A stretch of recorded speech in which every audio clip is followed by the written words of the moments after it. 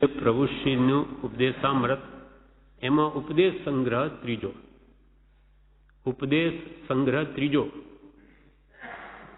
તારીખ 3/11/1933 આ બોધમાં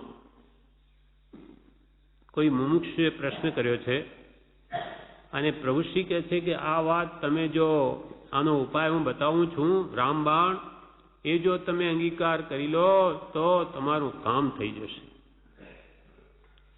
એ સચોટ ઉપાય છે. આપણે બધાને આ શીખવા જેવો છે. બધાને માટે જ કહ્યું છે પ્રભુશ્રીએ. આ જો જાણી લઈએ તો પ્રભુશ્રી કહે કે તારે જે કંઈ પણ તું કર બધું સવળું, પણ એ ભાવ જો નહીં રહે ત્યાં સુધી તું બંધનમાં રહીશ. મુમુક્ષુ પુરુષે કહ્યું કે કશાય સંકલ્પ વિકલ્પ વગેરેથી અંતરમાં થતી બળતરા એ શાંત કરવાનો ઉપાય શું? પ્રભુશ્રીને પ્રશ્ન કર્યો મુમુક્ષુએ કે આ સંકલ્પ વિકલ્પ બહુ આવે છે અને કશાય ભાવ થઈ આવે કોઈ ઉપર, અને એના લઈને અમારા અંતરમાં બળતરા થાય છે. કોઈના પર ક્રોધ કરીએ તો અહીંયા પહેલા જ બળતરા આપણને થાય. માનની ઈચ્છા હોય, માન ના આપે તો દુઃખ થાય. માયા કરવી હોય તો એ પ્રપંચ રચવા પડે એટલે મનમાં કંઈ કોઈ જાણી જાય એનો ભય રહે. અને લોભ એટલે ઘણું બધું મેળવવાની ઈચ્છા હોય પણ મળે નહીં. એમ કશાય ભાવોથી કે અંતરમાં બળતરા રહ્યા કરે છે અને સંકલ્પ વિકલ્પ બહુ આવ્યા કરે. એનો એ બધાને એ બળતરાને શાંત કરવાનો ઉપાય શું? મુમુક્ષુ કહે કશાય સંકલ્પ વિકલ્પ વગેરેથી અંતરમાં થતી બળતરા એને શાંત કરવાનો ઉપાય શું? ત્યારે પ્રભુશ્રી કહે મનમાં સંકલ્પ વિકલ્પ થાય છે તેથી બળતરા થાય છે, પરંતુ અમે આ જે વાત બતાવીએ છીએ તે રામબાણ છે. તમારા મનમાં સંકલ્પ વિકલ્પ થાય કશાય ભાવો વગેરેથી તમારા અંતરમાં બળતરા થાય છે, પરંતુ અમે આ જે વાત બતાવીએ છીએ તે એનો રામબાણ ઉપાય છે. તે જો શ્રદ્ધાથી માન્ય થાય તો માન્ય કરનારનું જરૂર કલ્યાણ થાય. અમે એનો એ બળતરા સમાવવાનો કશાયોને એનો ઉપાય બતાવીએ છીએ. એ જો તમને શ્રદ્ધાથી માન્ય થાય તો માન્ય કરનારનું જરૂર કલ્યાણ થાય. માન્ય થાય તો, પરંતુ જીવને વિશ્વાસ હોવો જોઈએ. અમે તો કહીએ પણ તમને અમારી વાત પર વિશ્વાસ આવવો જોઈએ, પરંતુ જીવને વિશ્વાસ હોવો જોઈએ, શ્રદ્ધા થવી જોઈએ. આ સ્થળે અમે જે કહીએ છીએ તેટલા ઉપર જે કોઈ શ્રદ્ધા રાખી માન્યતા કરશે તેનું કામ થઈ જશે. અમે આ સ્થળે જે કહીએ છીએ તેટલા ઉપર જે કોઈ શ્રદ્ધા રાખી માન્યતા કરશે, અમારી વાત માની લેશે, તેનું કામ થઈ જશે. હવે પ્રભુશ્રી કહે છે એક તો કે દેવ દેવીની માન્યતા અથવા આ જ્ઞાની છે, આ ગુરુ છે એવી પોતાની કલ્પના છોડી એક સાચા સદગુરુ ઉપર દ્રઢ થવું. પહેલી વાત તો આ કરી. પછી બીજો ઉપાય બતાવશે. એક તો કે બીજા દેવ દેવીની માન્યતા મૂકી દેવી. આ કાળમાં મારા સર્વસ્વ જે કહો તે પરમ કૃપાળુ દેવ. એક ગુરુને ધારણ કરો, એક ઠેકાણે જ ખાડો ખોદો, 17 ઠેકાણે નહીં. પ્રભુશ્રી અહીંયા 25 હાથ ખોદે પાણી ના નીકળે તો બીજે ઠેકાણે 50 ખોદે, ત્યાં ન નીકળે ત્રીજે ઠેકાણે 100 હાથ ખોદે, એમ નહીં. એક જ ઠેકાણે 100, 200, 500 હાથ ખોદવું પણ એક જ ઠેકાણે ખોદ, તો પાતાળ ફૂટે અને પાણી કદી નહીં ખૂટે. દેવ દેવીની માન્યતા અથવા આ જ્ઞાની છે, આ ગુરુ છે એવી પોતાની કલ્પના છોડી એક સાચા સદગુરુ પર દ્રઢ થવું.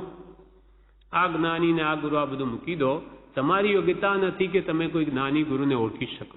માટે અમે બતાવ્યો છે સાચો હીરો, એને વિશ્વાસ રાખીને વળગી રહો તો તમારું કામ થઈ જશે. અમે કાણા વગરની નવી નાવમાં બેસાડ્યા છે, એટલે છાના માના થઈને બેસી રહો તો છેક પેલી પાર પહોંચી જશો. દેવ દેવીની માન્યતા અથવા આ જ્ઞાની છે, આ ગુરુ છે એવી પોતાની કલ્પના છોડી એક સાચા સદગુરુ પર દ્રઢ થવું. હવે જે સંકલ્પ વિકલ્પ થાય છે એનો ઉપાય બતાવે છે.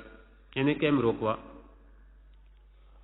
મનમાં સંકલ્પ વિકલ્પ આવે છે, તેથી ગમે તો બમણા આવો ને. આવે છે એ નહીં, એ તો કે બમણા આવો આવે એના કરતોય. હા, આર્ધ્યાન જ છે, પણ એ પૂર્વે આપણે જે કર્મ બાંધ્યા એ તો આવવાના જ. એ તો કર્મો એનું ફળ તો આપશે જ.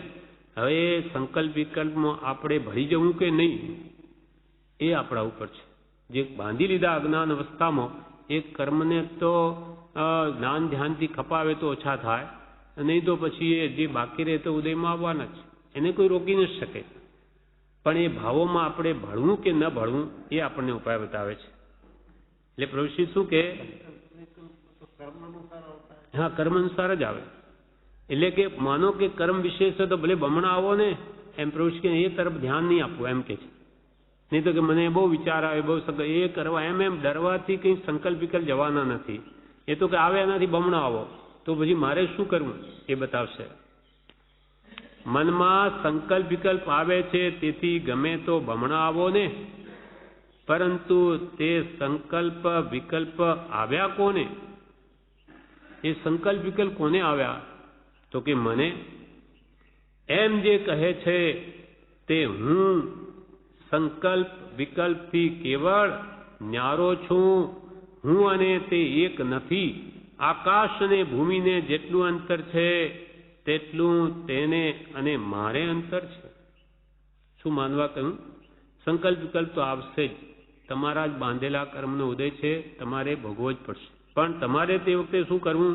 એ કોને આવ્યા? તો કે મને આવ્યા. અને હું સંકલ્પ પણ પ્રભુશ્રી કહે કે તું એમ કે આવ્યા મને, પણ તું જે છે હું સંકલ્પ વિકલ્પથી કેવળ ન્યારો છું એમ માન. એ સંકલ્પ વિકલ્પ કર્મના ઉદય આવે છે. મારા આત્મામાં સંકલ્પ વિકલ્પ છે જ નહીં. આત્મા તો નિર્વિકલ્પ છે. આત્મા અંશ માત્ર સંકલ્પ નથી કે વિકલ્પ નથી. નહીં તો એ દુઃખનો પાર નહીં રહે. એ તો કેવડી ભગવાન પરમ દુઃખી થઈ જાય, સિદ્ધ ભગવંતો. પણ આત્મામાં સંકલ્પ વિકલ્પ છે જ નહીં. સુખરૂપ અવસ્થા નિર્વિકલ્પ દશા છે. આપણે રાત્રે સૂઈએ ત્યારે આપણને સુખ કેમ ભાસે? કેમ કે તે વખતે બધા વિચારો શમી જાય છે, એટલે આપણને શાંતિ લાગે. એમ સંકલ્પ વિકલ્પ એ આત્માને પ્રિય નથી, પણ અનેક પ્રકારની ઈચ્છાઓ કર્મોને લઈને પડી છે. એટલે એક ઉઠે કે બીજી પૂરી કરી, બીજી ઉઠે બીજી ત્રીજી ઈચ્છા, એટલે લઈને આત્મા દુઃખી દુઃખી દુઃખી થયા જ કરે છે. અને ઈચ્છાઓમાં ભળી જાય. ઈચ્છા થાય કે મારે જોઈએ, એટલે હવે કેમ મેળવું, શું કરવું, ક્યાંથી લાવવું, એના પાછળ એમાં ભળી ગયો. એટલે પ્રભુશ્રી કે આ બધું દુઃખ ઊભું થયું. એમાં ઉપાય આપણને એ બતાવે છે કે જે કંઈ પણ સંકલ્પ વિકલ્પ આવે તું જોયા કર ને. જોયા કર શું કરે તને, એવો તું જુદો થઈને બેસ. હા, એ ઉપાય બતાવે છે. ઉપાય એ જ છે પ્રભુશ્રી કે આજે કરો કે લાખ વર્ષે કરો, એ ઉપાય એક જ છે. સમભાવે જોયા કરવું, એમાં ભળી ન જવું. બ્રહ્મચારીજીએ પણ એકવાર કીધેલું સંકલ્પ વિકલ્પ તો આવશે, અને એમ કે ચકલી માથા પર થઈને જાય પણ એને માળો કરવા ન દેવી, માળો અહીંયા મૂકવા ન દેવો. એટલે કે સંકલ્પ વિકલ્પ તો આવે પણ એમાં ઘર નહીં કરવા દેવા, એમાં આપણે પરોવાઈ નહીં જવું. પરંતુ તે સંકલ્પ વિકલ્પ આવ્યા કોને? તો કે મને. એમ જે કહે છે તે હું સંકલ્પ વિકલ્પથી કેવળ ન્યારો છું. હું અને તે એક નથી. સંકલ્પ વિકલ્પને હું એક નથી, હું આત્મા છું. સંકલ્પ વિકલ્પ આત્માના નથી, એ કર્મોને લઈને છે. કર્મણ વર્ગણાઓ જે બાંધેલી એ અજ્ઞાન અવસ્થામાં એનું આ ફળ છે. હું અને તે એક નથી. આકાશ અને ભૂમિને જેટલું અંતર તેટલું જ તેને અને મારે અંતર છે એમ કે છે માનો. આકાશ અને પાતાળ, આસમાન જમીનનો ફેર, ક્યાં જમીન ને ક્યાં આસમાન, એટલું જ અંતર સંકલ્પ વિકલ્પને મારે છે. એટલે કે કોઈ એનો છેડો મળે એમ જ નથી. બે સાવ જુદા છે. એ મારો સ્વભાવ છે જ નહીં સંકલ્પ વિકલ્પ કરવાનો. તો કેમ આવે? કેમ આવે? તારી જ અજ્ઞાન અવસ્થાનો આ ફળ. માટે તું જોયા કર.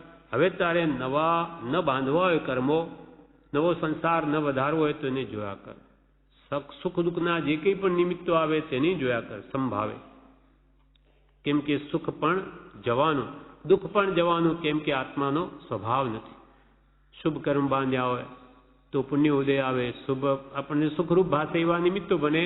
પાપનો ઉદય માંડ્યો તો અશુભ કર્મના ફળ આવે અને દુઃખરૂપ લાગે. પણ એ બેને તું કે તારા માન નહીં. આત્મામાં સુખે નથી ને દુઃખે નથી. એકવાર કૃપાળદેવને એમને બાએ પૂછ્યું કંઈ તાવ જેવું હતું તો કે શું તમને કંઈ દુઃખ છે? તો કે માં અમને તો સુખે નથી અને દુઃખે નથી. કૃપાલ કે અમને તો સુખે નથી ને દુઃખે નથી.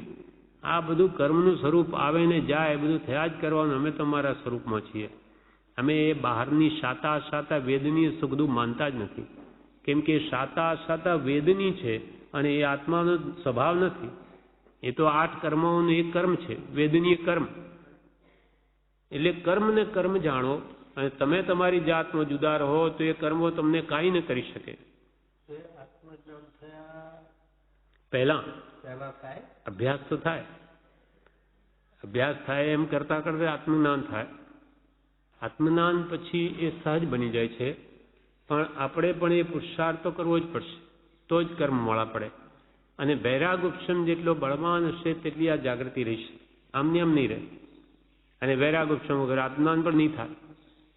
અને વૈરાગ ઉપશમ બળવાન હોય તો જરૂર આપણે પણ જાગૃતિ રહેશે. અને એના માટે જ સત્સંગ કે સત્શાસ્ત્રનો આધાર વારંવાર લેવાનું શા માટે કહ્યું કે આ જાગૃતિ બની રહે. હમણાં જ પત્રમાં આવ્યું કે તમે બધા આ સુંદરરાજના ગ્રંથો વાંચજો. શા માટે? કે તમારો વૈરાગ ઉપશમ બળવાન બન્યો રહે, એનું જ્વાજ્યલ્યમાન એ બન્યો રહે, જાગ્રત રહે. એના માટે એ સત્શ્રુતનો આધાર નિષદીને આપણે રાખીએ તો ક્રોધના નિમિત્તોમાં ન તણાઈએ, કશાય ભાવો નહીં જઈએ. એવું નિમિત્ત તો આપણે સેવું પડશે. કેમ કે કૃપાલ કે નિમિત્તાદીન વૃત્તિ ફરી ફરી ચલિત થઈ જશે. માટે તે ન થવા અચળ ગંભીર ઉપયોગ રાખ. થઈ જશે વૃત્તિઓ નાદીની. પાણી નાખીએ કે જ્યાં ઢાળ હોય ત્યાં જવાનું છે. એ મનાદીનો આપણો ઢાળ જ એ તરફ છે. એટલે એ તો ઢળવાનો જ. ક્રોધ આવે તરત જ એનો પારો ગરમ થઈ જવાનો. મગજ પણ પાછું વિચાર કરે કે હું મારું કામ નહીં. આપણે તો ભગવાને કહ્યું કે ખમવાનું છે, સહન કરવાનું, સહન કરો. ભલે સામાવાળાની સદબુદ્ધિ આપો. એમ કરીને આપણે પાછા વળીશું તો જ છૂટાશે. દુનિયા જેમ કરે એમ આપણે કરી જૈસે કો તૈસા અને આપણે છૂટવા માંગીએ તો જ્ઞાની કે એ મુક્તિનો માર્ગ નથી, એ સંસારનો માર્ગ થઈ ગયો. ભગવાનના માર્ગમાં તો પ્રભુ કે પ્રભુ ખમી ખૂંદો, સહન કરો. એવી રીતે દરેક ઉપાય જ્ઞાનીઓના કહેલા આદરીને એ નિમિત્તોને આપણે ટાળી શકીએ છીએ અને નવીન બંધને રોકી શકીએ છીએ. એટલે પ્રભુશ્રી કહે આકાશ અને ભૂમિને જેટલું અંતર છે તેટલું જ તે કર્મોના ઉદય સંકલ્પ વિકલ્પને મારે અંતર છે. મન ચિત્ત વિષય કશાય એ સર્વ જડ છે. વિચાર કરનાર મન અષ્ટપાંખડી આકાર એ જડ. ભાવ મન આત્મા. અને તેમાં તો રાગદ્વેષ છે જ નહીં મૂળમાં, સ્વભાવમાં. એટલે મન ચિત્ત વિષય કશા 5 વિષયો કે ક્રોધમાન માયાલોભ વગેરે ભાવો બધા ઔપાધિક ભાવો છે. કર્મની ઉપાધિને લઈને થાય છે. કશાય ભાવો જો આત્માનો વિચારવામાં એક નિમિત્ત છે. આ બધી ઇન્દ્રિયો જડ છે ને, આંખ છે, કાન છે, એ બધા જડ જ છે. પણ આપણે જોવામાં મદદરૂપ થાય, આ કાન સાંભળવામાં, તે મન વિચારવાનું એક સાધન છે, એક ઇન્દ્રિય છે. પણ વિચાર કરનાર કોણ છે? આત્મા પોતે જ. અને એના સ્વભાવમાં આ કંઈ છે જ નહીં. બધા જ ઔપાધિક ભાવો છે. એટલે કર્મોની ઉપાધિથી ઉત્પન્ન થયેલા ભાવો છે, કશાયો વગેરે. અને જો કશાય વગેરે ક્રોધમાન માયાલોભ આદિ એ જો આત્માના સ્વભાવ જ હોય તો કોઈ કાળે નહીં જાય. સ્વભાવનો કોઈ કાળે નાશ નહીં થાય તો કોઈ કેવળ જ્ઞાન પામે જ નહીં, મોક્ષે જાય જ નહીં. કેમ કે કશાય આત્માના સ્વભાવ માટે છૂટે જ નહીં. સ્વભાવ નથી માથે છૂટે છે. એને ઉપશમ કરવાથી તેનું મંદપણું દેખાય છે, તે ક્ષીણ થવા દેખાય છે, ક્ષીણ થઈ શકે છે. માટે તે જ્ઞાન દર્શન સંયમ આદિ મોક્ષપદના ઉપાય છે. એને ઘટાડવા કશાય તો ઘટી શકે છે. એને જ્ઞાનીઓ એમ કરીને ઘટાડ્યા, એમને માર્યા.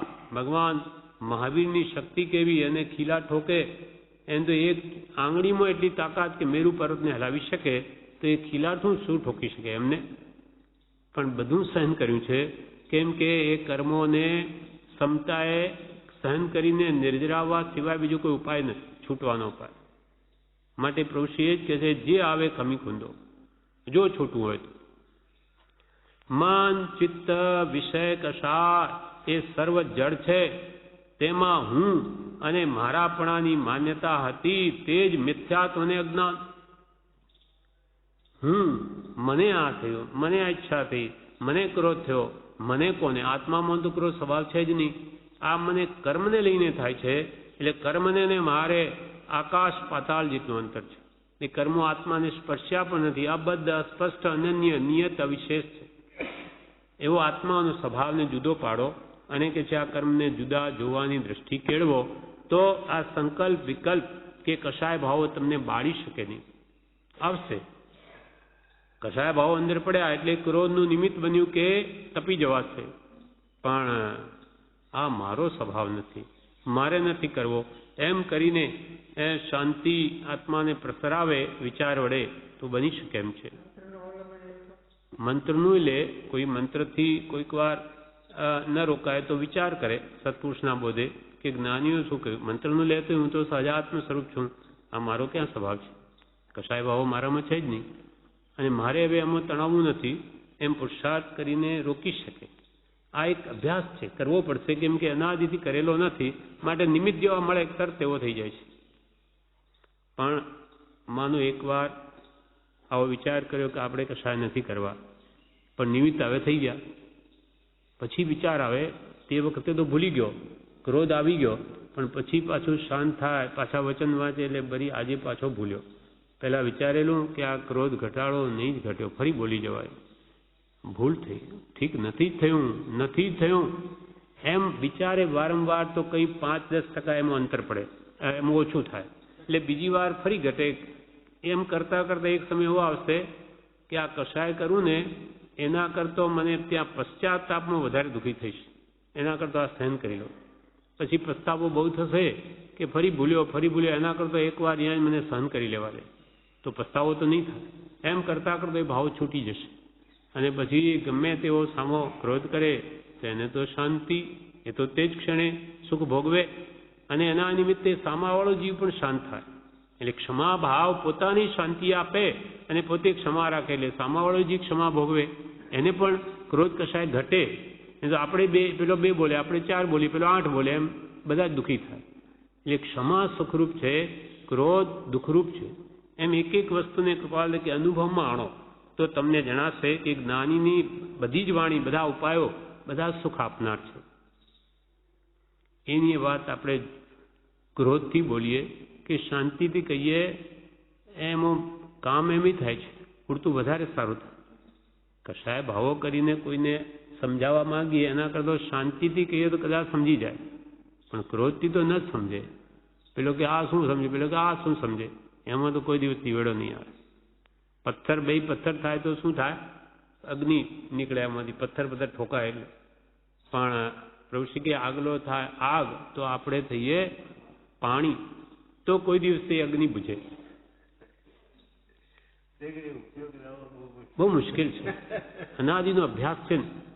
પણ આવી રીતે એ વખત ગયો, પણ પછી તો આપણને વિચાર આવે કે આજે ભૂલ થઈ પાછી. એમ આપણા આત્માની એ પ્રકારે જાંચ કરતા રહીશું તો જેટલે કહ્યું કે 18 પાપસ્થાનક રોજે રાત્રે વિચારવા જોઈએ કે આજે ક્યાં ભૂલ્યો, ક્રોધમાં, માયાલોભમાં કેટલો તણાયો, કે કઈ વિષયમાં ખેંચાયો. એમ રાત્રે બ્રહ્મચારીએ લખ્યું છે કે વિચારવું જોઈએ કે આજે આ ભૂલ થઈ મારી, આજે આ ભૂલ થઈ ગઈ, કાલે ફરી જાગૃતિ રાખવી. એમ પશ્ચાતાપ જે કરે એની ભૂલો માને છે, પસ્તાય છે, એટલે એની ભૂલો જરૂર જાય, પણ એને પોસ્યા જ કરે. જેમ કે કંઈ આપણે આજે જૂઠ બોલી લીધું, પછી કાલે વિચાર આવ્યો કે જૂઠ બોલ્યા તો હતા, પણ હવે કંઈ નહીં, આપણું આ કંઈ જૂઠ છે? દુનિયામાં તો બધું કેટલું બધું જૂઠ બોલે, આપણું તો ઠીક, હવે થોડુંક કહી દીધું. એમ કરીને જૂઠને જો પોષણ આપી દીધું તો આપણું જૂઠ વધશે. વધે. કેમ કે આપણે થોડા જૂઠને સારું માન્યું એટલે થોડો દોષ સારો, તો પછી ધીમે ધીમે દોષ વધે.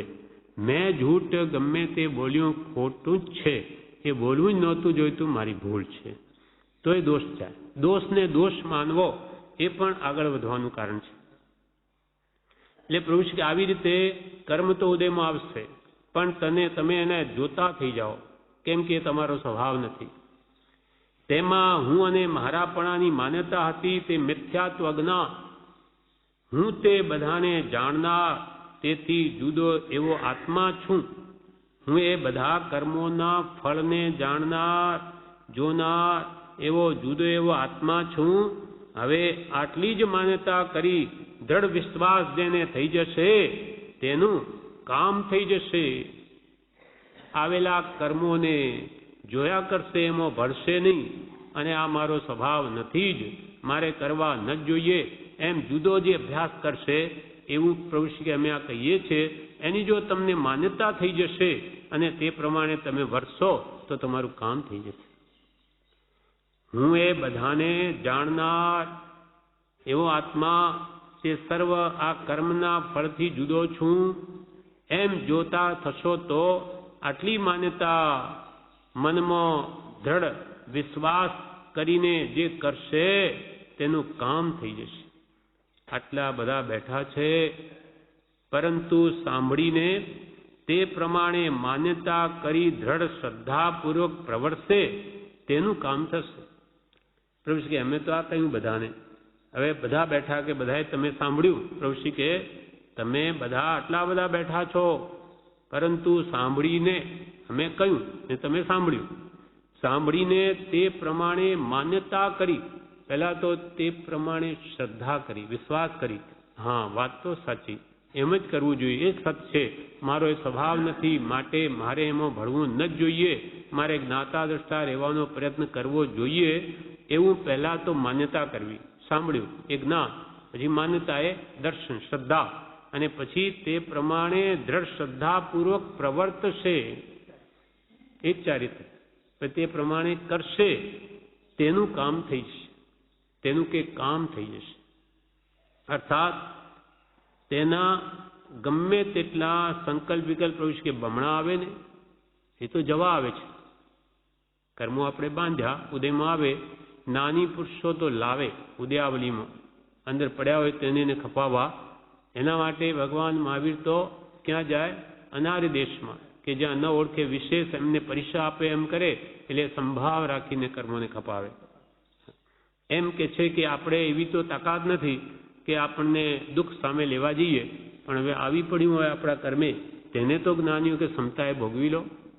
તો એવું જ્ઞાતા દ્રષ્ટા થવાનો, અથવા હું આત્મા છું, હું સહજાત્મ સ્વરૂપ છું, મારા સ્વભાવમાં આ કોઈ દોષ છે જ નહીં, રોગ નથી, શોક નથી, ચિંતા નથી કે વિષય કશા, એ મારા આત્માના સ્વભાવમાં છે જ નહીં, એવું પહેલા કે વિચારથી દ્રઢ કરી લો. એ વાત પ્રભુ કે અમે કહી તમે સાંભળી, પરંતુ સાંભળીને તે પ્રમાણે માન્યતા કરી દ્રઢ શ્રદ્ધાપૂર્વક જે પ્રવર્તે તેનું કામ થઈ જશે. તેનું કામ થઈ જશે એટલે કે તે આ સંસારના સર્વ દુઃખોથી સર્વકાલને માટે મુક્ત થઈ જશે, અર્થાત કાલાંતરે મુક્તિને પામશે. આ પ્રમાણે પ્રભુશ્રીજી આગળ જણાવ્યું છે, જે આપણે ઉપદેશામૃત કાલે આપણે વાંચેલું એ જ અધૂરું છે, તે પૂરું કરીએ. હવે એના માટે પહેલો ઉપાય તો શું બતાવે? દેવ દેવીની માન્યતા અથવા આ જ્ઞાની છે, આ ગુરુ છે, એવી પોતાની કલ્પના છોડી એક સાચા સદગુરુ ઉપર દ્રઢ થવું. પહેલું તો આ સાચા સદગુરુની શ્રદ્ધા દ્રઢ કરવી. દેવ દેવીની માન્યતા મૂકી દેવી. દેવોના પણ દેવ જે વિતરાગ છે, એના જેવો જગતમાં કોઈ દેવ હજુ સુધી થયો નથી ને થશે નહીં. વીતરાગ સમો દેવો ન ભૂતો ન ભવિષ્યતિ. અને આ દેવી દેવ દેવતાઓ પણ જે વિતરાગના સેવક છે, દાસ છે, ભક્ત છે, માં તો આપણા સાધર્મી ભાઈઓ છે. માટે સર્વોત્કૃષ્ટ વિતરાગને જ માનો, એને જ ભજો. એવા આપણું દેવ તત્વ તીર્થંકરો, ગુરુ તત્વ નિર્ગ્રંથ એવા ગુરુ, અને ધર્મ કેવલી પ્રરૂપિત અહિંસા પરમો ધર્મ એ આપણો ધર્મ છે, એમ દેવગુરુની શ્રદ્ધામાં સમ્યક દર્શન રહેલું છે. દેવ દેવીની માન્યતા અથવા આ જ્ઞાની છે, આ ગુરુ છે એવી પોતાની કલ્પના છોડી એક સાચા સદગુરુ પર દ્રઢ થવું. પહેલા તો એક સત્પુરુષને શોધી પૂરી પરીક્ષા કરીએ સાચા સદગુરુ છે કે નહીં, પછી એને વળગી પડવું. કોઈ એક સત્પુરુષને શોધો અને તેના ગમે તેવા વાક્યમાં પણ શ્રદ્ધા રાખો. હવે આ સંકલ્પ વિકલ્પ છૂટવાનો ઉપાય જે સાચા સદગુરુ બતાવે તે કહે છે. મનમાં સંકલ્પ વિકલ્પ આવે છે તેથી ગમે તો બમણા આવો ને, આવે તેથી બમણા આવો, તેથી ડરવું નહીં. પ્રભુ શ્રી કહે તો આવવાના જ. કંઈ ના પાડીએ સંકલ્પ વિકલ્પ કે રોગ કે શોક કે દુઃખ મટવાના નથી. પૂર્વે આપણે જે બાંધ્યા છે એ તો આવવાના જ, તો પછી આવો એમ જ કહો ને, માન્ય કરી લેવું. હવે એનો ઉપાય શું તે બતાવશે. મનમાં સંકલ્પ વિકલ્પ આવે છે તેથી ગમે તો બમણા આવો ને, પરંતુ તે સંકલ્પ વિકલ્પ આવ્યા કોને? પ્રભુ કે સંકલ્પ વિકલ્પ આવ્યા, પણ કોને આવ્યા? આ આપણને આ બળતરા કષાયની શાંત કરવાનો ઉપાય બતાવે છે. પહેલા કહ્યું કે સંકલ્પ વિકલ્પ મને આવ્યા, પણ આવ્યા કોને? ત્યારે આપણે શું કહીશું? મને. તો કે મને આવ્યા એમ જે કહે છે તો હું સંકલ્પ વિકલ્પથી કેવળ ન્યારો ઠર્યો? મને સંકલ્પ વિકલ્પ આવ્યા એટલે સંકલ્પ વિકલ્પ તો મારા નહોતા, મારામાં આવ્યા એટલે સંકલ્પ વિકલ્પ જુદા હું જુદો. એટલે પ્રભુશ્રી કહે કે સંકલ્પ વિકલ્પ આવ્યા કોને? તો કે મને એમ જે કહે છે તે હું કેનારો મને આવ્યા અને સંકલ્પ વિકલ્પથી તે કેવળ ન્યારો ઠર્યો. હું અને તે એક નથી, હું ને સંકલ્પ વિકલ્પ એક નથી. સંકલ્પ વિકલ્પ જુદા અને હું સંકલ્પ વિકલ્પથી ન્યારો. તો પછી સંકલ્પ વિકલ્પ આવ્યા કેવી રીતે તે આગળ જણાવશે. તે એમ કહે કે મને આવ્યા તો હું તે સંકલ્પ વિકલ્પથી કેવળ ન્યારો છું. હું અને તે એક નથી, હું ને સંકલ્પ વિકલ્પ એક નથી. આકાશ અને ભૂમિને જેટલું અંતર છે તેટલું જ તે સંકલ્પ વિકલ્પ અને મારે અંતર છે. આકાશ પાતાળ જેટલું મારે ને આ સંકલ્પ વિકલ્પને અંતર છે. તો એ સંકલ્પ વિકલ્પ કેવી રીતે આવે? તો કે પોતાના બાંધેલા કર્મોના ફળ છે. પૂર્વે જેવા કર્મ બાંધ્યા તેવા આપણને આ વિચારો કશાય ભાવો ઉદ્ભવે છે. એટલે કર્મને કારણે છે. એ ઔપાધિક ભાવ છે, આત્માનો સ્વભાવ નથી. સંકલ્પ વિકલ્પ કરવા કે રાગદ્વેષ કરવા, કશાય ભાવો કરવા એ આત્માના સ્વભાવમાં નથી, વિભાવ છે, ભાવ કર્મ છે. ને લઈને આ બધું પૂર્વે બાંધ્યા તેને લઈને આ દ્રવ્ય કર્મ ઉદયમાં આવ્યા છે. બાકી ખરેખર આત્માના સ્વભાવમાં એ ભાવો છે જ નહીં. આ વાત તો જીવ સમજી લે કે આ વિભાવ ભાવ રાગદ્વેષ ભાવ મારા નથી, કર્મોના છે. અને એવો જાણનાર જોનાર જો થઈ જાય તો એ કર્મો કે છે એને કંઈ નહીં કરી શકે, એને બળતરા ઉપજાવી જ ન શકે. પણ એ ન્યારા જોવાનો ભાવ કેળવવો જોઈએ. એ સંકલ્પ વિકલ્પને અને મને આકાશ અને ભૂમિ જેટલું અંતર છે તેટલું જ મારે અને અંતર છે. મન, ચિત્ત, વિષય, કષાય એ સર્વ જડ છે. મન દ્રવ્યમન વિચાર કરવાનું સાધન. ભાવમન તો આત્મા પોતે છે, દ્રવ્યમન તો એક ઇન્દ્રિય છે. આંખ, નાક, કાન વગેરે જેમ ઇન્દ્રિયો તેમ દ્રવ્ય મન પણ એક ઇન્દ્રિય છે, વિચાર કરવાનું સાધન છે. મન, ચિત્ત, વિષય, કષાય એ સર્વ જડ છે. તેમાં હું અને મારાપણાની માન્યતા હતી તે જ મિથ્યાત્વ અને અજ્ઞાન. પરમાં હુંપણાની અને મારાપણાની પ્રવૃત્તિ કે જે માન્યતા છે એ જ મિથ્યાત્વ અને એ જ અજ્ઞાન. હું તે બધાને જાણનાર તેથી જુદો એવો આત્મા છું. હવે આટલી જ માન્યતા કરી દ્રઢ વિશ્વાસ જેને થશે તેનું કામ થઈ જશે.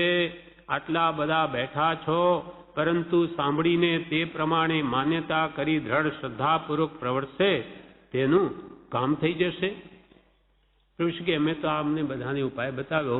કર્મ આદિ સુખ દુઃખ જે કંઈ આવે એ તમારા સ્વભાવમાં નથી. એ તો વેદની છે. શાતા કે અશાતા વેદનીય કર્મ છે. કઈ શુભ કર્મ બાંધ્યા હોય તો તેનું ફળ શાતા રૂપે આવે, તેને આપણે સુખ કહીએ છીએ, અને કઈ પાપ કર્યું હોય તો તેનું ફળ દુઃખ રૂપે આવે, તેને આપણે અશાતા કહીએ છીએ. પણ આ શાતા કે દુઃખ કહીએ છીએ એ સુખ દુઃખ બંને કર્મના ફળ છે.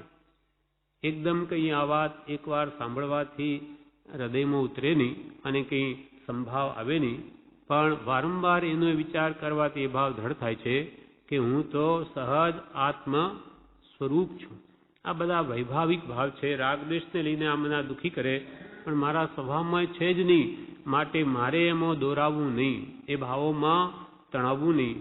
એવી જાગૃત દશા જે રાખે તેના કશાય સંકલ્પ વિકલ્પથી થતી બધી બળતરા શાંત થાય છે. ગમે એટલી ચિંતા શોક કરે તેથી કંઈ આવેલું દુઃખ જાય નહીં. તો ભાઈ શું કામ નાન્યું કે ચિંતા કરવી? ચિંતા સે ચતુરાઈ ઘટે ઘટે, રૂપ ગુણ જ્ઞાન ચિંતા બડી અભાગીન, ચિંતા ચિતા સમાન. પ્રભુશ્રી કહે મન ચિત્ત વિષય કશાય સર્વ જડ છે, તેમાં હું અને મારાપણાની માન્યતા હતી તે જ મિથ્યાત્વ અને તે જ જ્ઞાન. એટલે કે હું દેહ આદિ સ્વરૂપ છું અને દેહ સ્ત્રી પુત્રાદિ મારા છે, બસ એ જ અજ્ઞાન, એ જ મિથ્યાત્વ, એ જ સંસારનું મૂળ. આ મિથ્યા માન્યતા જીવને રાગ દ્વેષ મોહ કરાવે છે. બાકી હું દેહાદિ સ્વરૂપ નથી, દેહ સ્ત્રી પુત્રાદિ મારા નથી. તો તું કોણ છું? શુદ્ધ ચૈતન્ય સ્વરૂપ અવિનાશી એવો હું આત્મા છું. એમ આત્મભાવના કરતા રાગ દ્વેષનો ક્ષય થાય. અને રાગ દ્વેષનો ક્ષય થાય શું થાય? કેવળ જ્ઞાન થાય. એટલે ઠેઠ કેવળ જ્ઞાન સુધીની આત્મભાવના શું કરવી એ કૃપાલદેવે આપણને આ 3 લીટીમાં બતાવી દીધું. સર્વ સંસારનું મૂળ હું દેહાદિ સ્વરૂપ છું અને દેહ સ્ત્રી પુત્રાદિ મારા છે. આદિમાં આખું વિશ્વ બધું આવી ગયું. જ્યાં જ્યાં મારાપણું કર્યું છે તે બધું. એટલે હું અહમ ભાવ અને મમત્વ ભાવ નિવૃત્ત થવાને અર્થે જ્ઞાની પુરુષા 6 પદની દેશના પ્રકાશથી આખી આત્મસિદ્ધિ શા માટે કહ્યું? આ હું પણ ને મારાપણું કાઢવા. જે અનાદિથી અનંત સંસાર વધારે છે એ ભાવ એને કે છોડી દો. પ્રભુ શ્રી કહેતો તું મુક્ત છો, જે થવાનું હોય તે થાય, જોયા કર, જ્ઞાતા દ્રષ્ટા બન, એવો એનો ભાવ નીકળે છે. એ અભ્યાસ આજે મોડે કે વહેલે લાખ વર્ષે પણ કરવો પડશે. એ સિવાય મમત્વ ભાવ જાય નહીં, અહમ ભાવ મટે નહીં, તો આત્માનું જ્ઞાન પણ થાય નહીં. અને ત્યાં સુધી કશાય કે વિકલ્પોની બળતરા એને થયા જ કરવાની છે. આત્મા નિર્વિકલ્પ સ્વભાવવાળો છે. નિર્વિકલ્પ દશા બધાને સુખરૂપ છે, પણ એ કેમ મેળવવી એનો ઉપાય જ્ઞાનીઓ બતાવે છે.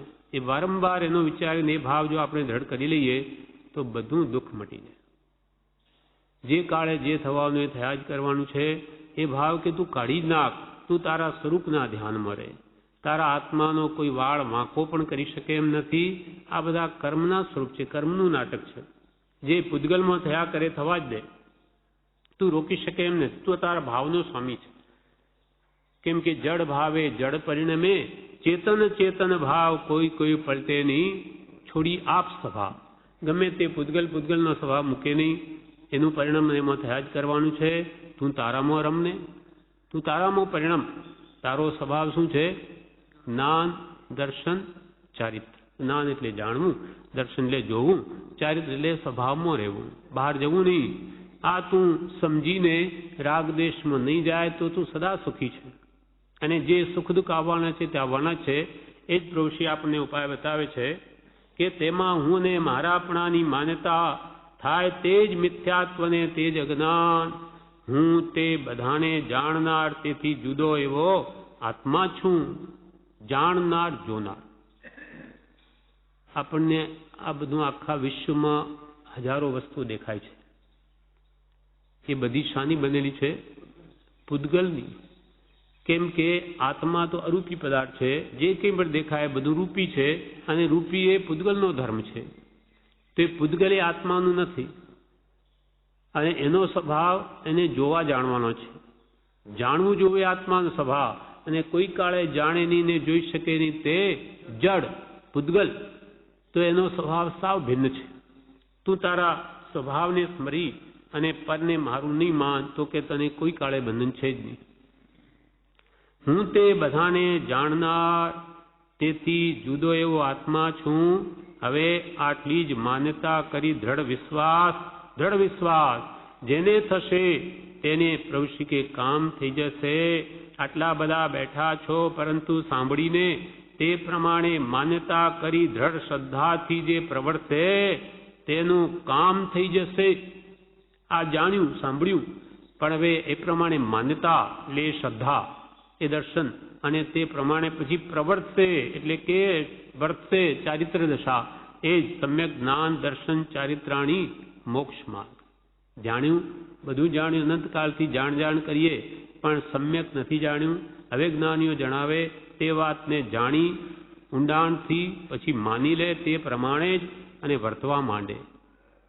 એટલે કે જ્ઞાતા દ્રષ્ટા ભાવ કેળવે, રાગ દ્વેષમાં વર્તીને જતી રોકે તો હમણાં કામ થાય એવું છે. અને આ ભાવ સમૂહપણું અને મારાપણું કાઢવા માટેના જ આ બધા પ્રયત્નો છે.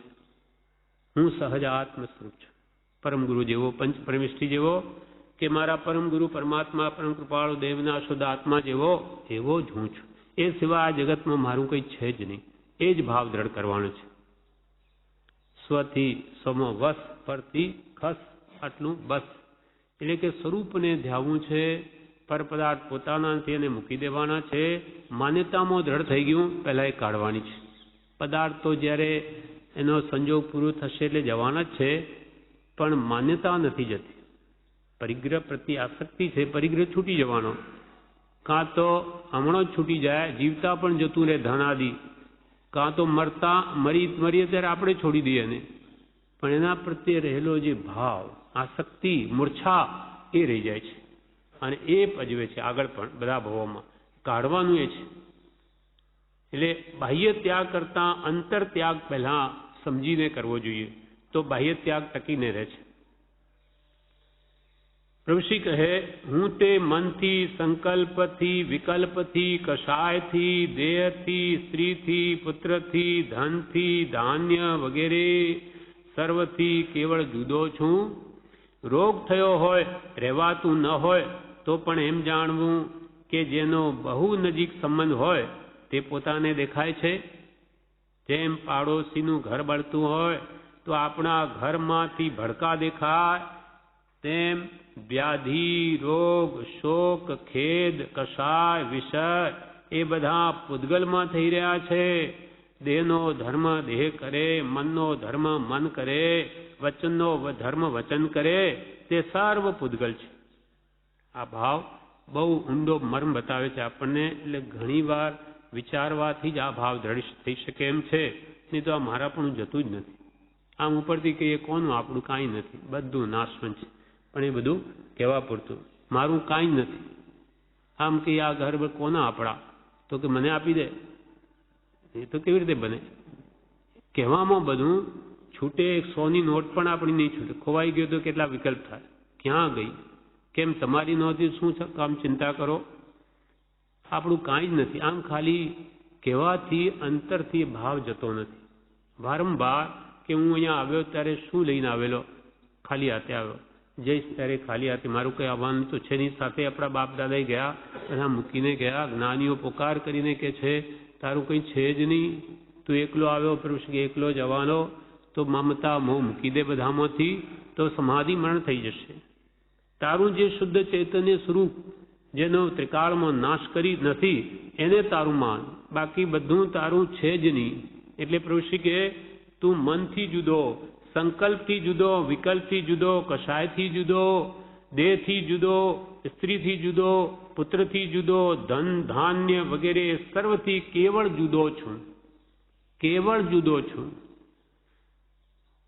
રોગ થયો હોય, ફરી આગળ કે છે, રોગ થયો હોય, રહેવાતું ન હોય તો પણ એમ જાણવું, સહન નહીં થતું હોય, શરીરમાં રોગ આવ્યો હોય તો પણ કે છે એમ જાણવું કે જેનો બહુ નજીક સંબંધ હોય તો પોતાને દેખાય છે.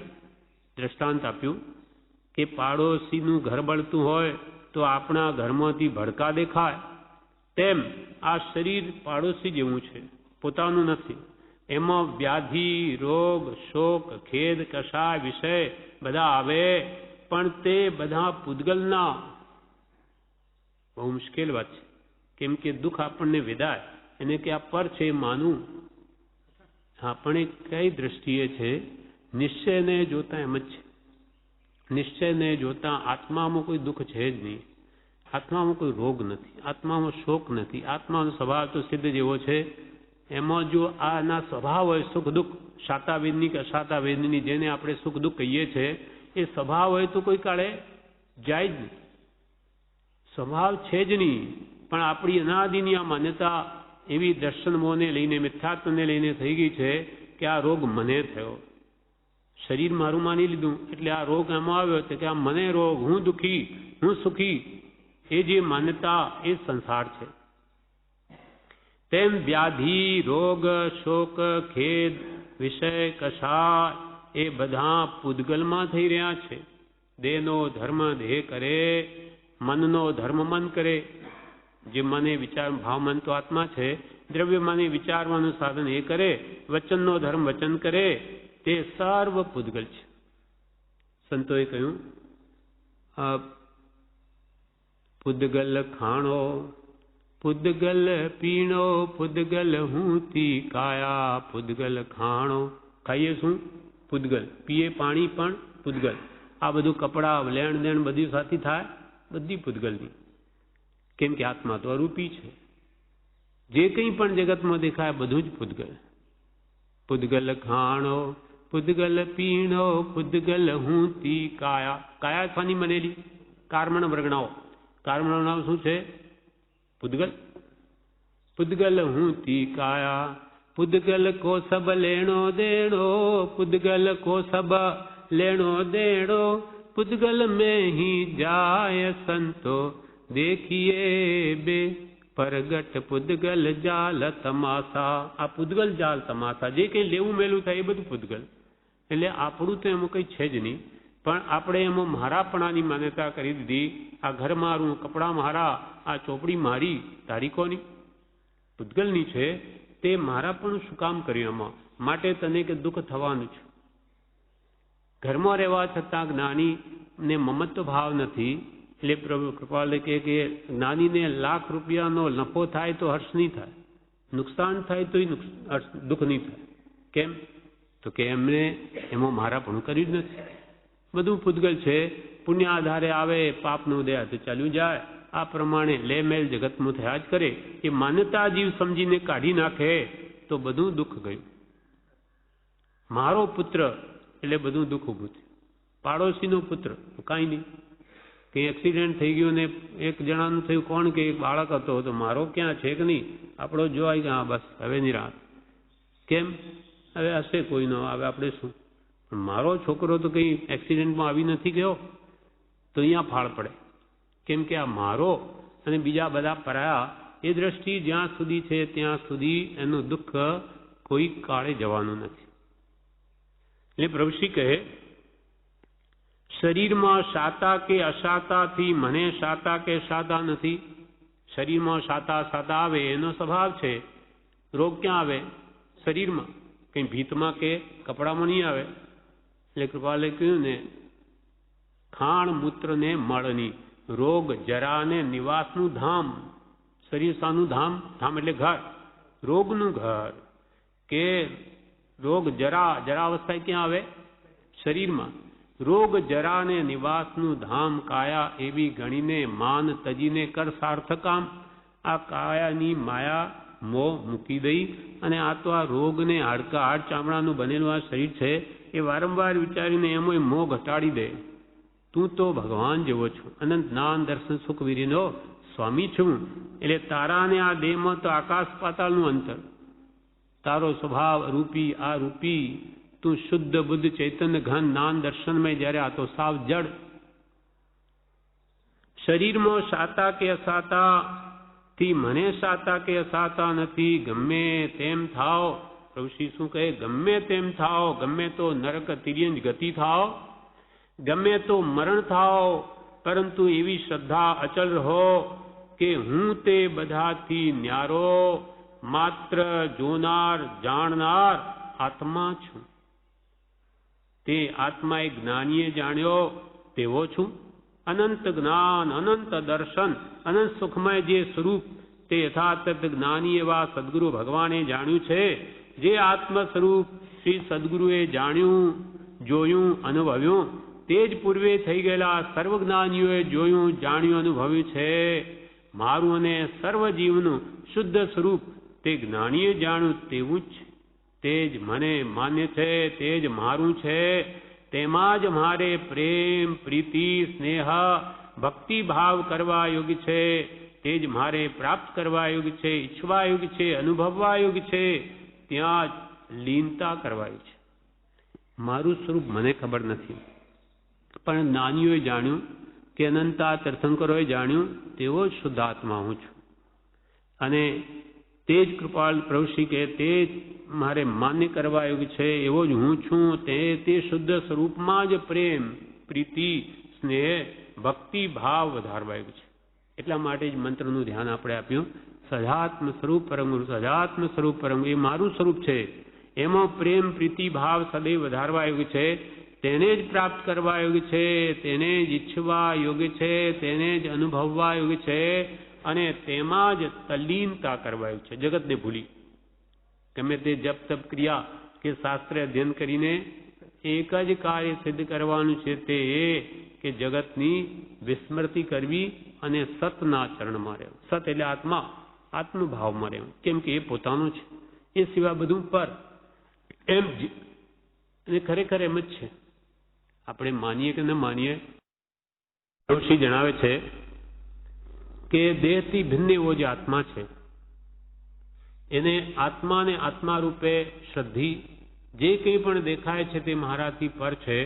આ શરીર પણ પર છે, કુટુંબ પણ પર છે, મારાથી સાવ ભિન્ન છે એવી જો દ્રષ્ટિ કેળવવામાં આવે અને આ માન્યતા જો થઈ જાય તો પ્રભુશ્રી કે દરેક પ્રસંગમાં, સુખમાં, દુઃખમાં, આધિમાં, વ્યાધિમાં કે સંકલ્પ વિકલ્પમાં એ આવી એક આત્મભાવના ટકી શકે તો પોતાનો અને પરનો તે ભેદ પાડી શકે. આ મૂળભૂત તત્વ છે. આપણે બધું ગમે એટલું જાણી ને આ ભેદ જ્ઞાનની ભાવના નિભાવીએ તો બધું ફોગ જાય છે. જેમ કે કૃપાલદેવ કહ્યું તું આત્મા છું, દેહ નહીં. અને આ બધું એક આત્માના અર્થે કરવાનું છે. આત્મલક્ષી સાધના હોય તો જ ફળીભૂત થાય અને બાળા ભોળા પણ કરી શકે. ચિત્તુભાઈના બા હતા, બીમાર પડ્યા. એમના ભાઈ ગોપાળભાઈ હતા, એમને પૂછ્યું બાને, બા કેમ છે, દુખે છે? તો કે ગોપાળ, પ્રભુશ્રીએ કહ્યું છે ને કે આત્મા અમર છે, કે આ ઘડો ફૂટે તો ફૂટવા દેજે, દોરડું મૂકીશ નહીં. એટલે એ સમજી ગયા, મૂળભૂત વાત સમજી ગયા. બીજું વાંચતા આવડતું નથી કે આ શરીર આ ઘડો છે, એ ફૂટે તો ફૂટવા દેજે, દોરડું પકડી રાખજે. આત્મા એ કદી મળતો નથી, એ પકડી રાખજે. પકડાઈ ગયું. આત્મા કદી મળતો નથી. આ દુઃખ છે, સુખ છે, તો શરીરમાં છે, આપણને ક્યાં નડે? બાપાએ કહ્યું છે આત્મા અમર છે, એ પકડાઈ ગયું. એ ભાવ જો પકડાઈ જાય તો આ બધી સાધના સફળ છે. એ તો અંતે હાય હાય હું મરી જાઉં છું તો જ્ઞાની પુરુષ ના વચનો આપણે સાંભળ્યા ન સાંભળ્યા બરાબર છે. એટલે અહીંયા પ્રભુશ્રી કહે છે કે આવી શ્રદ્ધા થઈ, તેને માન્યતા થઈ, તે જીવ દરેક પ્રસંગમાં, સુખમાં, દુઃખમાં, આધિ એટલે માનસિક ચિંતાઓના પ્રસંગમાં કે વ્યાધિમાં, સંકલ્પ વિકલ્પમાં, આત્મભાવમાં રહી શકે અને પોતાને પરનો ભેદ પાડી શકે. હવે કૃપાલદેવના વચનોની પ્રભુશ્રી શાખા આપે છે. જડ અને ચેતન્ય બંને દ્રવ્યનો સ્વભાવ ભિન્ન. જડ ને ચૈતન્ય બંને દ્રવ્યનો સ્વભાવ ભિન્ન. સુપ્રતીતપણે બંને જેને સમજાય છે. સ્વરૂપ ચેતન નિજ જડ છે સંબંધ માત્ર. અથવા તે જ્ઞેય પણ પરદ્રવ્ય માય છે. જડ ને ચેતન, આખું વિશ્વ આ બે દ્રવ્યોનું બનેલું છે. કાં તો જડ ને કાં ચેતન. આપણે અસલ રૂપે આ શરીરને આપણું માનીએ તો જડ છે, પણ એમાં રહેલો જે જ્ઞાન દર્શન જાણવા જોવાની શક્તિવાળો આત્મા એ ચેતન છે. એ જડ એવું શરીર અને ચેતન એ બંને દ્રવ્ય સાવ ભિન્ન છે. આત્માને તો જાણવા જોવાનો ગુણ છે, જ્યારે શરીર આદિ જડને જાણવું શું જોવું છું એને કઈ એને તો રૂપ રસ ગંધ સ્પર્શ એ ગુણ છે. એટલે બે દ્રવ્યના ગુણધર્મો સાવ જુદા છે. જડ ને ચૈતન્ય બંને દ્રવ્યનો સ્વભાવ ભિન્ન, સુપ્રતીતપણે બંને જેને સમજાય છે, જેને સુપ્રતીતપણે આવા સમજાય. સુપ્રતીત એટલે સમ્યક પ્રતીતિ, સુ એટલે સમ્યક પ્રતીતિ, સાચી શ્રદ્ધા, સમ્યક શ્રદ્ધાનપણે એ વાત જેને બેસી જાય એ વાત બિલકુલ સત્ય છે. જાણ જાણ કરું જો કરે આત્મા ને જો કોઈ કાળે જાણે જ નહીં જુએ નહીં તે જળ. હું તો જાણું છું, જોઉં છું, માટે હું તો આત્મા છું.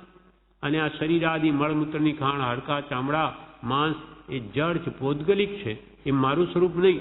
એ જેને સુપ્રતીતપણે બંને જેને સમજાય છે તેને સ્વરૂપ ચેતન નિજ, તેને સ્વરૂપ આત્માનું એ ચેતનમય એ નિજ ભાષે એ મારું, અને જળ છે સંબંધ માત્ર.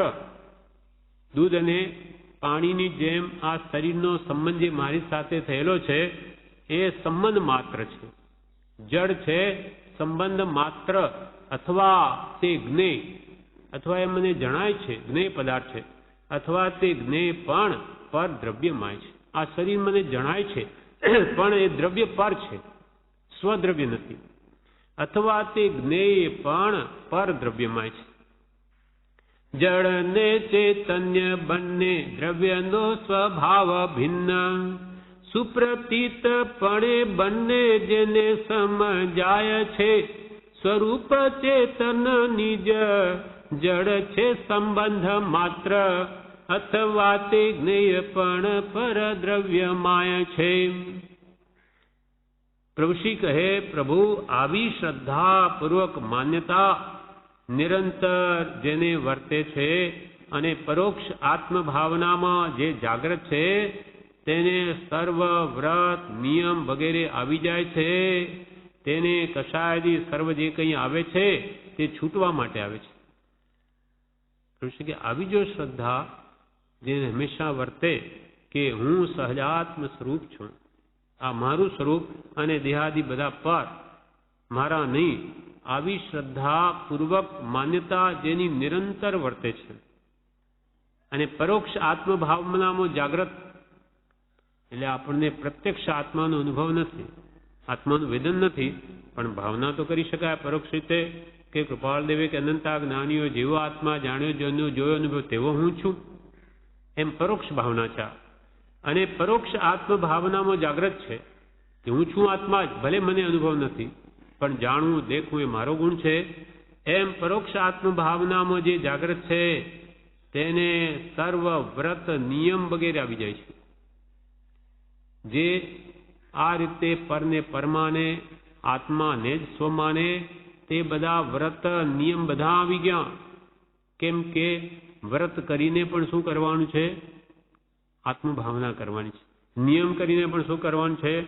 પરને પુત્ર પરને પર માનવું છે, સ્વને સ્વ માનવું છે. એ ભાવના જેની જાગૃત છે તેને પ્રભુશ્રી કે પ્રભુ બધા વ્રત નિયમ એમાં આવી ગયા. બહુ દુષ્કર છે.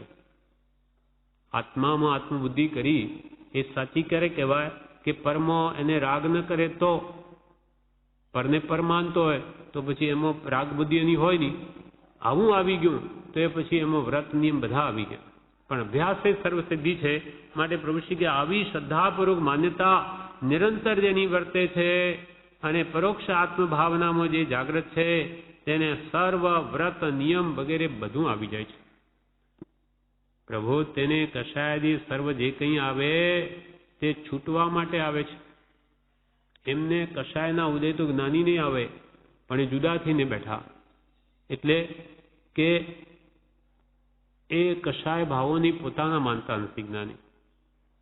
જ્ઞાનીને પણ મોહનો ઉદય આવે, પણ આ મોહ છે, આ રાગ છે, આ મારો સ્વભાવ નથી, એવી ભિન્ન ભાવના નિરંતર જાગ્રત હોવાથી જ્ઞાની આ લોભાદી કશાયમાં બેઠેલા હોવા છતાં પણ બંધાતા નથી. કેમ કે જાગ્રત છે. આ મારું સ્વરૂપ નહીં, હું તો સહજ આત્મ સ્વરૂપ છું એવું એમને વેદન હોય છે. તેથી સહજે એવી દશા રહે છે. એટલે પ્રભુશ્રી કહે તેને આવા જીવને જેની આત્મભાવના આવી રીતે પરોક્ષ રૂપે પણ જાગૃત છે, તેને કશાયદી સર્વ જે કંઈ આવે છે તે છૂટવા માટે આવે છે. હવે આ પ્રભુશ્રીજીએ આટલી વાત કહી, આ મૂળ એનું પ્રશ્નનો જવાબ છે બધો, કે કશાય સંકલ્પ વિકલ્પ વગેરેથી અંતરમાં થતી બળતરા શાંત કરવાનો ઉપાય શું? આમાં જ આટલો બધો ઉપદેશ પ્રભુશ્રી આપ્યો એના જવાબમાં.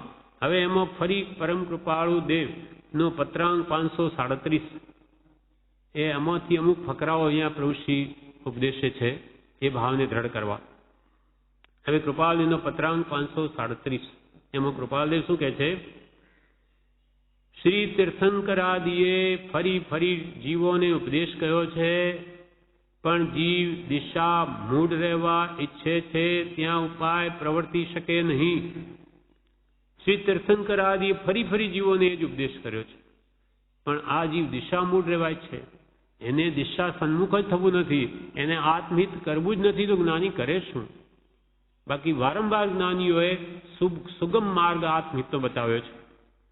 શ્રી તીર્થંકરાદિએ ફરી જીવોને ઉપદેશ કર્યો છે, પણ જીવ દિશા મૂળ રહેવા ઈચ્છે છે ત્યાં ઉપાય પ્રવર્તી શકે નહીં. જીવને કરવું જ નથી તો ત્યાં કાંઈ ઉપાય જ્ઞાનીનો ચાલે નહીં.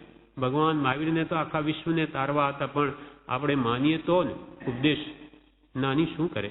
એ તો માર્ગ બતાવે, બાકી એ કંઈ મારી મચડીને એના અંદર આત્મ સિદ્ધિ પ્રાપ્ત કરાવી ન શકે. પણ જીવ દિશામૂળ રહેવાય છે ત્યાં ઉપાય પ્રવર્તી શકે નહીં. ફરી ઠોકીને કહ્યું છે કે એક આ જીવ સમજે તો સહજ મોક્ષ છે, ને નહીં તો અનંત ઉપાય પણ નથી. ઠોકીને કહ્યું છે કે સમજ સાર સંસાર में समझू टाळे दो समझ कर जीवी ગયા અનંતા મોક્ષ.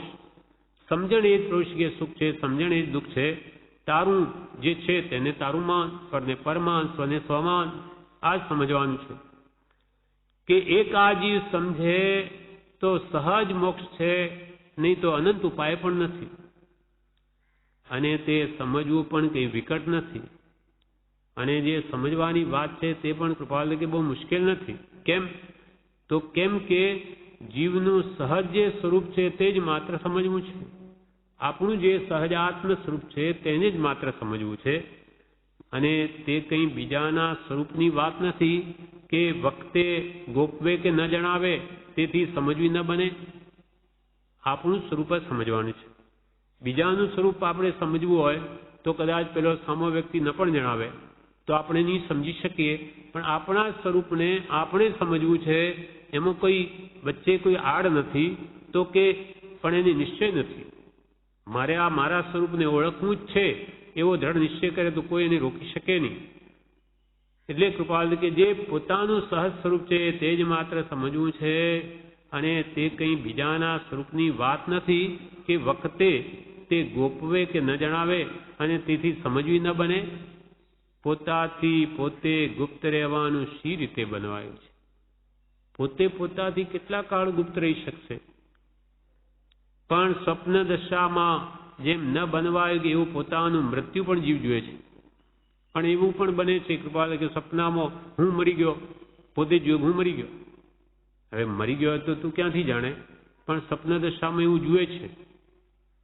પણ સ્વપ્ન દશામાં જેમ ન બનવાયું કે એવું પોતાનું મૃત્યુ પણ જીવ જુએ છે, તેમ અજ્ઞાન દશા રૂપ સ્વપ્નરૂપ યોગે આ જીવ પોતાના નહીં એવા બીજા દ્રવ્યને વિશેષ સ્વપણે માને છે, અને એ જ માન્યતા તે સંસાર છે. પણ સપનામાં જેમ પોતાનું મૃત્યુ જુએ તેમ અજ્ઞાન દશા રૂપ સ્વપ્નરૂપ યોગે આપણે અજ્ઞાન દશા છે, દર્શનમો ગાઢ છે, મિથ્યાત્વ. તેને લઈને આપણે પોતાના નહીં, આ શરીર આદિ પોતાના નથી, છતાં બીજા દ્રવ્યને વિશે સ્વપણે માને છે. આ દ્રવ્ય બીજું પૂતગલનું, છતાં હું માની બેઠો મારું નથી, છતાં માની બેઠો.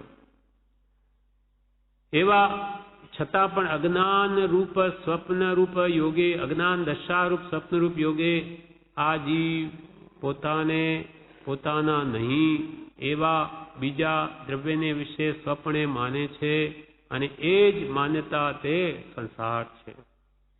એટલે કે હું દેહાદિ સ્વરૂપ છું અને દેહ સ્ત્રી પુત્રાદિ મારા છે. આ માન્યતા એ સંસાર છે. અહમ મમેતી મોહસ્ય જગદંધકૃત, આખા જગતને આંધળું કરનાર હું આ દેહ છું અને આ બધા સ્ત્રી પુત્રાદિ મારા છે.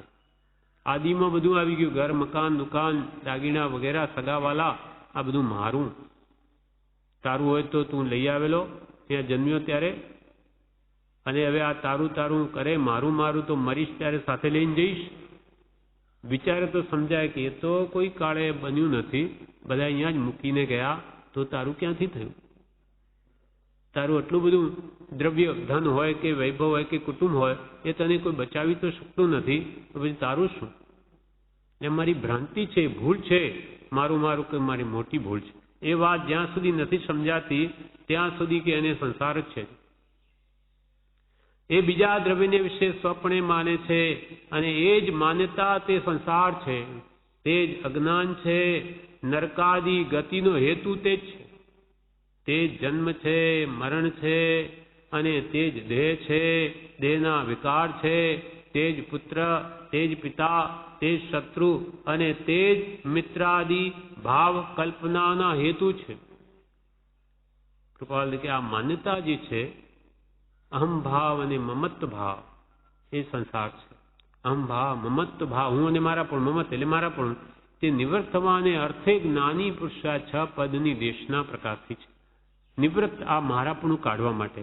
હું દેહ નહીં, હું દેહાદિ સ્વરૂપ નથી અને દેહ સ્ત્રી પુત્રાદિ મારા નથી, પણ હું શુદ્ધ ચેતન સ્વરૂપ અવિનાશી એવો આત્મા છું. એ ભાવ દ્રઢ કરાવવા માટે જ આ 6 પદ કે આત્મસિદ્ધિ કે બધા શાસ્ત્રો રચ્યા છે. આ બતાવવા માટે જ આ બધું છે. આત્મભાવ દ્રઢ કરાવવા માટે જ હજારો શાસ્ત્રો લખાયા છે, પોતાની જાતને ઓળખાવા.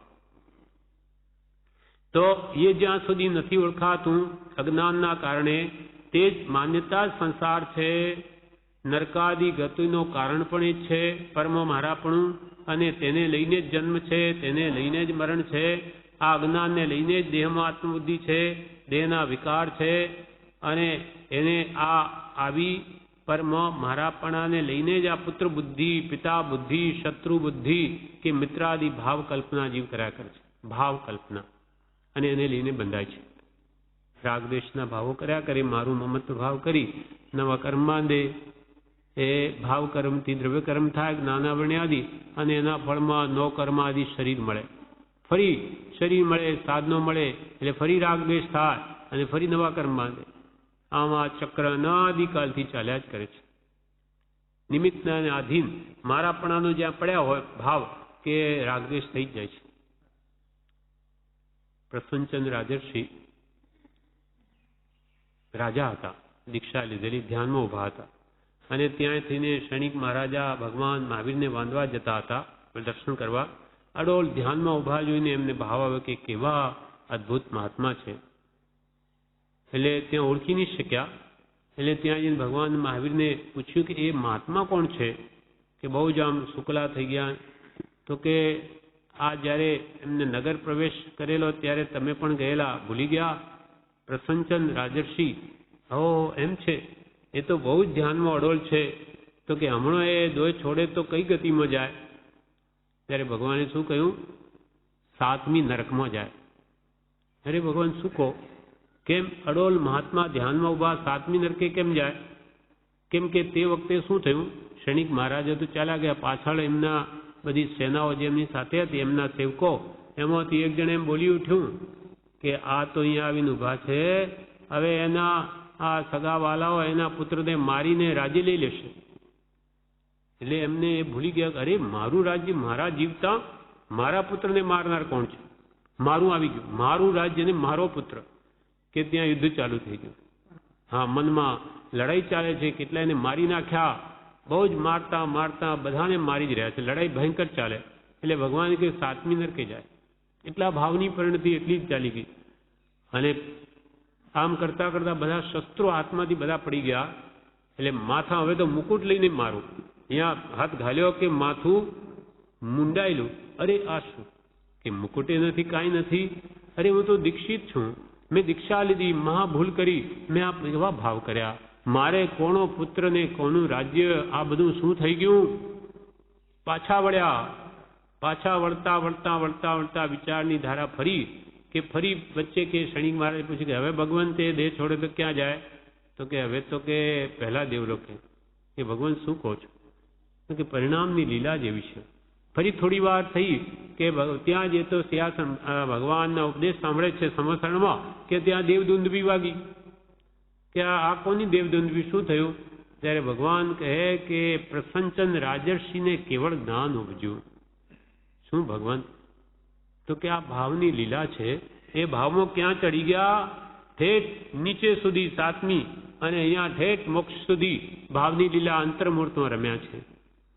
એમ અહીંયા પ્રભુશ્રી કહે છે આ બધા જીવ ભાવ કરી કરી આ મારું પુત્ર, મારી સ્ત્રી, મારું ઘર, એ જ સંસાર છે. દેહના વિકાર છે તે જ પુત્ર, તે જ પિતા, તે જ શત્રુ અને તે જ મિત્રાદિ ભાવ કલ્પનાના હેતુ છે. ભાવમાં કલ્પના કરી કરીને જીવ કર્મ બાંધે. પુત્ર છે તે પુત્ર જ રહેવાનો, એ ક્યાંય જવાનો નથી, પણ અંતરથી કાઢી નાખે મારું નથી. વ્યવહારમાં તો એમ જ કહેવાશે, કોઈ પુત્ર આ કોણ છે? તો મારો પુત્ર છે, એમ જ કહેવાશે. કંઈ એમને કહેવાય કે મારો પુત્ર નથી, પણ મનમાં હોય કે મારો કોનો? મારું તો આ શરીરે નથી, તો આ પુત્ર મારો ક્યાંથી હોઈ શકે? વ્યવહારે બધું કહેવાય, પણ અંદરથી કાંઈ નહીં, મારું કોઈ છે જ નહીં. એવી ભાવના જો દ્રઢ હોય તો એ છૂટે છે. એટલે પ્રભુશ્રી કે આવી જે અહમ મમત્વની ભાવના એ જ પિતા, પુત્ર કે શત્રુ મિત્રાદિ ભાવ કલ્પનાને હેતુ છે, અને તેની નિવૃત્તિ થઈ ત્યાં સહજ મોક્ષ છે. આ ભાવો જ્યાં નીકળી ગયા ત્યાં સહજ મોક્ષ છે. એટલે કાઢવાનું શું છે? હું પણ ને મારા પણ. આ જ મંત્ર આપણને કૃપાલદેવે આપ્યો. હું દેહાદિ સ્વરૂપ નથી, આદિ અને દેહ સ્ત્રી પુત્રાદિ મારા નથી. એમ પહેલા કે તું મનમાંથી વિચાર કરી કરીને કાઢી નાખ. કંઈ આ ઘરને સ્ત્રી પુત્રાદિ મૂકીને જંગલમાં જવાનું નથી. પહેલા અંદરમાં રહેલી આ મોહ માયા છોડ, અને તો ભવિષ્યમાં આ દીક્ષા પણ આવશે, દીક્ષિત અવસ્થા, તોય સુખરૂપ થશે. નહીં તો ત્યાં જઈને એ ઘર છોડીને શ્રાવકોના ઘર ગળે નાખશે. આ ગામમાં મારા 15 શ્રાવક, આ ચેલાઓ પુત્ર પ્રત્યે મોહ છોડીને આ મારા શિષ્ય, આ મારા પુત્રો જેવા, ત્યાં એનો એ ભાવ રહેશે. એટલે અંદરથી જ્ઞાનીઓ કે આ મોહ માયા હું પણ મારા પણ કાઢો, અને તેની નિવૃત્તિ થઈ અહમ મમત્વ ભાવની, ત્યાં સહજ મોક્ષ છે. અને એ જ નિવૃત્તિ અર્થે સત્સંગ સત્પુરુષાદિ સાધન ક્યાં છે? આ અહમ ભાવ અને મમત્વ ભાવ કાઢવા માટે જ આ સત્સંગ છે. કે આ સત્પુરુષાદિ સાધન ક્યાં છે? કેમ કે એમને કાઢ્યો છે માટે. આ નિવૃત્તિ એ જ નિવૃત્તિને અર્થે કૃપાલય કે છે સત્સંગ સત્પુરુષાદિ સાધન ક્યાં છે? અને તે સાધન પણ જીવ જો પોતાના પુરુષાર્થને ગોપવ્યા સિવાય પ્રવર્તાવે તો જ સિદ્ધ છે. માનો કે આ સત્સંગ આપણને મળ્યો, સત્પુરુષ મળ્યા, પણ અહીંયા રહીને આપણે આવી આત્મભાવના નહીં ભાવીએ, અથવા આ સ્ત્રી પુત્રાદિમાં રહેલો રાગ અથવા શરીરમાં રહેલો મોહ એ નહીં ઘટાડીએ, તો કે છે કે આ ફળવાનું નહીં થાય. અહીંયા બેસવા માત્ર અહીંયા તો કૂતરાઈ રહે છે. તેથી કે આશ્રમમાં આવ્યા એટલે બધાનું કલ્યાણ થઈ જાય, રખાય છે. તેથી નહીં, પણ નિમિત્ત છે. જેને આત્મહિત કરવાની ભાવના છે તેને આ પ્રબળ નિમિત્ત છે. એના જેવું બીજું કોઈ નિમિત્ત નથી. પણ અહીંયા રહીને આત્મભાવના ભાવે અને પરમ મમત્વ બુદ્ધિ કાઢે તેનું જ કામ થાય. એટલે અહીંયા કૃપાલ કે છે કે તે સત્સંગ સત્પુરુષાદિ સાધન કયા છે? અને તે સાધન પણ જીવ જો પોતાના પુરુષાર્થને ગોપવ્યા સિવાય પ્રવર્તાવે તો જ સિદ્ધ છે. વધારે શું કહીએ? આટલો જ સંક્ષેપ જીવમાં પરિણામ પામે તો તે સર્વ વ્રત, યમ, નિયમ, જપ, યાત્રા, ભક્તિ, શાસ્ત્ર જ્ઞાન આદિ કરી છૂટ્યો, એમાં કંઈ સંશય નથી. કૃપાલદેવે આ સાર કહ્યો પત્રમાં છેલ્લો 2 લીટી કે વધારે શું કહીએ? અમે વધારે શું કહીએ? આટલો જ સંક્ષેપ. તો જો તમારા જીવ એટલે આત્મામાં પરિણામ પામે તો તમે સર્વ વ્રત કરી ચૂક્યા, યમ કરી ચૂક્યા, નિયમ કરી ચૂક્યા, જપ કરી ચૂક્યા, યાત્રા કરી ચૂક્યા, ભક્તિ કરી લીધી, શાસ્ત્ર જ્ઞાન પણ તમારે બધું આવી ગયું. કેમ કે બધું કરીને આ કરવાનું છે, હું પણ ને મારા પણ કાઢવાનું છે. એના માટે જ નાની પુરુષે આ બધી યોજના કરી છે. કેમ કે એ જ અને કૃપાલ એ જ સંસાર છે. અહમ મમેતી મંત્રો મોહસ્ય જગદ અંધકૃત અયમ નેવ નય પૂર્વ પ્રતિ મંત્રોપી મોહજીત. હું અને મારું આ જ મોહ રાજાનો મંત્ર છે, અને હું નહીં અને મારું નહીં, આ મોહ રાજાને જીતવાનો મંત્ર છે. હા નામાં હું નહીં, અહમ નૈવ નય પૂર્વ પ્રતિ મંત્રો, આ પ્રતિ મંત્રો બી મોહ જીત, આ મોહને જીતવાનો મંત્ર છે. વધારે શું કહીએ, આટલો જ સંક્ષેપ જીવમાં પરિણામ પામે તો તે સર્વ વ્રત, યમ, નિયમ, જપ, યાત્રા, ભક્તિ, શાસ્ત્ર જ્ઞાન આદિ કરી છૂટ્યો, એમાં કંઈ સંશય નથી. કૃપાલ કે આ વાતમાં કોઈ શંકાને સ્થાન નથી. જો તમે આમ કરશો તો તમારું જરૂર કલ્યાણ થશે. આ પ્રમાણે આ તારીખનો બોધ પૂરો થયો. વિશેષ ફાગણ સુદ નમ સંમત 1990 તારીખ 22/2/1934. આમાં પ્રભુશ્રી પોતે પ્રશ્ન કરે છે, જીવને કરવા યોગ્ય શું છે? જીવને કરવા યોગ્ય શું છે? આ જીવને કરવા યોગ્ય શું? પહેલામાં પહેલું. પછી પ્રભુશ્રી પોતે જવાબ આપે. પ્રભુશ્રી કહે, પ્રભુ ભૂંડું કર્યું હોય તો તે પ્રેમ વાલપ છે તેણે જ કર્યું છે. કરવા યોગ્ય શું છે એ જીવે જાણ્યું નથી, અને આ જીવે ભૂંડું કર્યું હોય તો એનો પ્રેમ વાલપ છે તેણે જ કર્યું છે.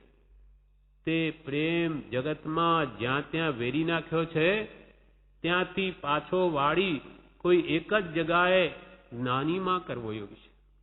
પ્રભુશ્રી કહે, આ પ્રેમરૂપી મૂડી જે દરેક આત્મામાં છે એ એને સંસારમાં બધે વેરી નાખી છે. પ્રેમ એટલે ભક્તિ કહો, પ્રેમ કોઈ એક જ છે, એની ભક્તિ સંસારમાં છે. એ પ્રેમ જગતમાં જ્યાં ત્યાં વેરી નાખ્યો છે. થોડું કુટુંબમાં, ધનમાં, સ્ત્રીમાં, પુત્રમાં, સગા બાલાઓમાં, એમ પૂદગલમાં એ પ્રેમરૂપી મૂડી વેરી દીધી છે. હવે મૂડી ત્યાંથી ભેગી કરી અને લાવે તેટલી જ સત્પુરુષ પતે જોડી શકે. તે પ્રભુશ્રી કહે, ભૂંડું કર્યું છે તો તે પ્રેમ વહાલપ છે તેણે જ કર્યું છે. તે પ્રેમ જગતમાં જ્યાં ત્યાં વેરી નાખ્યો છે, ત્યાંથી પાછો વાળી કોઈ એક જ જગાએ જ્ઞાનીમાં કરવાયું છે. તે પ્રેમને અશુભ ભાવ, અશુભ અપ્રશસ્ત રાગ, સંસારનો મોહ, એ ત્યાંથી હવે મૂકી દઈ પ્રશસ્ત રાગ સત્પુરુષના ગુણોમાં કરવાયું છે.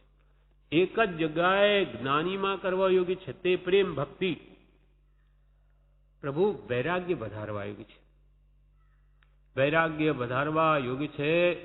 રામચંદ્રજીએ વશિષ્ઠ ગુરુને કહ્યું, પ્રભુશ્રીમાં પણ આ રામચંદ્રનું આવ્યું કે રામચંદ્રજીએ પોતાના વશિષ્ઠ ગુરુને કહ્યું કે આ સંસાર, ભોગ આદિ સર્વ પદાર્થો તે ત્રિવિધ તાપના કારણ હોવાથી તેથી મને શાંતિ થતી નથી. તે સર્વ જન્મ મરણાદિ દુઃખના કારણ છે. સત શાંતિમાં આપ નિરંતર રહો છો, તેથી તે શાંતિમાં રહેવાની કોઈ કળા આપની પાસે છે તે બતાવો, અને નહીં બતાવો. રામચંદ્રજી પોતાના ગુરુ વશિષ્ઠને કહે છે, આપની પાસે સત શાંતિમાં રહેવાની કોઈ કળા છે જેથી આપ પરમ શાંત દેખાવો છો. જો એ કળા નહીં બતાવો તો ખાવું, પીવું, હરવું, ફરવું, બોલવું, ચાલવું આદિ સર્વ પ્રવૃત્તિ હું બંધ કરીશ. આ શ્વાસો શ્વાસ પણ એની મેલે પૂરા થઈ જશે. માટે મને શાંતિ થાય તે જ બતાવો તો કરું. કેવો વૈરાગ્ય છે! પ્રભુ કે આવો શ્રી રામ જેવો વૈરાગ્ય જોઈએ તો કામ થાય. પ્રભુશ્રી કહે, વૈરાગ્ય વધારવા યોગ્ય છે.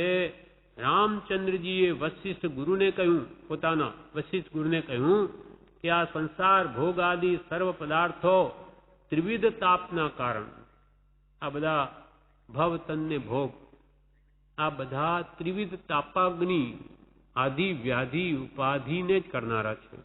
માટે આવા મને નહીં જોઈએ. આથી મને બળતરા થાય છે. કાં માનસિક ચિંતા ઊભી થાય, કાં શારીરિક દુઃખ, કાં ઉપાધિ, એથી મને શાંતિ નથી. આ સંસાર ભોગ આદિ સર્વ પદાર્થો તે ત્રિવિધ તાપના કારણ હોવાથી તેથી મને શાંતિ થતી નથી. ગુરુને કહ્યું શ્રી રામચંદ્રજીએ, તે સર્વ જન્મ મરણાદિ દુઃખના કારણ છે. આ બધા સંસારના ભોગો કે આ શરીર પ્રત્યેનો રાગ કે આ સંસારની ઉપાધિ મોહના બધા નિમિત્તો એ મને બાળનાર જ છે. ત્રિવિધ તાપાગ્નિથી 14 રાજલોક પ્રજ્વલિત છે, માટે મને ત્યાં શાંતિ થતી નથી. તે સર્વ જન્મ મરણાદિ દુઃખના કારણ છે. સત શાંતિમાં આપ નિરંતર હો છો. શ્રી ગુરુને કહે શ્રી રામ કે આપ સત શાંતિમાં રહો છો. એમને કેમ કે અંતરની જો આત્મ શાંતિ છે એમના મોઢા પર પ્રત્યક્ષ દેખાય. જેના અંતરમાં કોઈ દુઃખ નથી એના મોઢામાં કોઈ ગ્લાની ભાવ કે કંઈ છે જ નહીં. પરમ શાંતિના સમુદ્રમાં રહેનારા વશિષ્ઠ ગુરુને જોઈને શ્રીરામ બોલ્યા, સત શાંતિમાં આપ નિરંતર રહો છો, નિરંતર રહો છો. તેથી તે શાંતિમાં રહેવાની કોઈ કળા આપની પાસે છે, કોઈ કળા આપની પાસે છે તે બતાવો. નહીં બતાવો તો ખાવું પીવું હરવું ફરવું બોલવું ચાલવું આદિ સર્વ પ્રવૃત્તિ હું બંધ કરીશ. કાં તો મને શાંતિનો માર્ગ બતાવો, હું પણ આપની જેમ પરમ શાંત ભાવમાં રહું, અને નહીં બતાવો તો ખાવું પીવું હરવું ફરવું બોલવું ચાલવું બધું બંધ કરીશ. અને આ શ્વાસોશ્વાસ પણ એ તો રહેવાનું, બીજું બંધ કરી તો શ્વાસોશ્વાસ ચાલશે, તો શ્વાસોશ્વાસ પણ એની મેળે પૂરા થઈ જશે. હું ખાઈશ પીશ નહીં તો એની મેળે આ પૂરા થઈ જશે, દેહ છૂટ પડી જશે. તો આ શ્વાસોશ્વાસ પણ એની મેળે પૂરા થઈ જશે. માટે મને શાંતિ થાય તે જ બતાવો તો કરું. પ્રભુશ્રી કહે જોઈએ શું? તો કે આવો વૈરાગ્ય કે માત્ર મોક્ષ અભિલાષ જોઈએ, મારે કઈ સિવાય જોઈએ જ નહીં.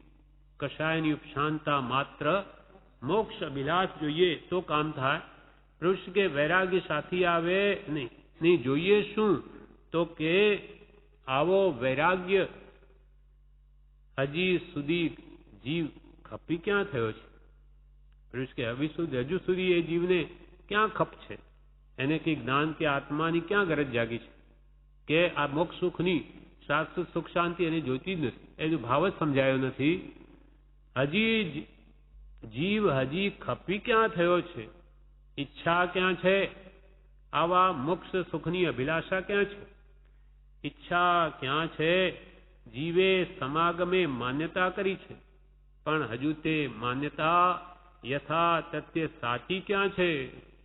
આવા સમાગમમાં આવ્યા એટલે આપણે સાંભળીએ મોક્ષ સુખરૂપ, તો કે હા આપણે મોક્ષ જોઈએ, પણ એ બધું કહેવા માત્ર ઉપલક્યું કે અંદરમાં ઉતર્યું નથી કે મોક્ષ સુખરૂપ છે.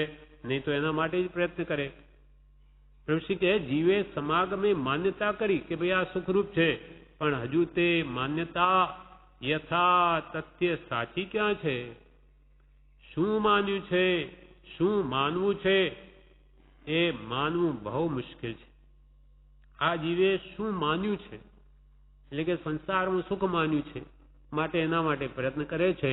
અને શું માનવું છે? માનવું શું જોઈએ? કે સંસાર દુઃખરૂપ છે, અનંત ખેદમય અનંત શોકમય જોઈને જ્ઞાની આ સંસારને પૂઠ દીધી, એ માનવું જ જોઈએ, પણ એને તેમાં સુખ માન્યું છે. પ્રભુ કે શું માન્યું છે અને શું માનવું છે, પણ એ માનવું બહુ મુશ્કેલ છે. સંસાર દુઃખરૂપ છે અને મોક્ષ સુખરૂપ છે, એ માનવું બહુ મુશ્કેલ છે. કેમ કે એને એનો કોઈ અનુભવ નથી મોક્ષ સુખનો, કે આત્મ શાંતિનું સુખ પણ અનુભવ્યું નથી, તેથી એની માન્યતા સમ્યક થતી નથી. વૈરાગ્ય સાથી આવે, પુરુષા પ્રભુશ્રી કહ્યું ને આવો વૈરાગ્ય જોઈએ. હવે કે છે વૈરાગ્ય સાથી આવે, આવો વૈરાગ્ય આવે કેવી રીતે?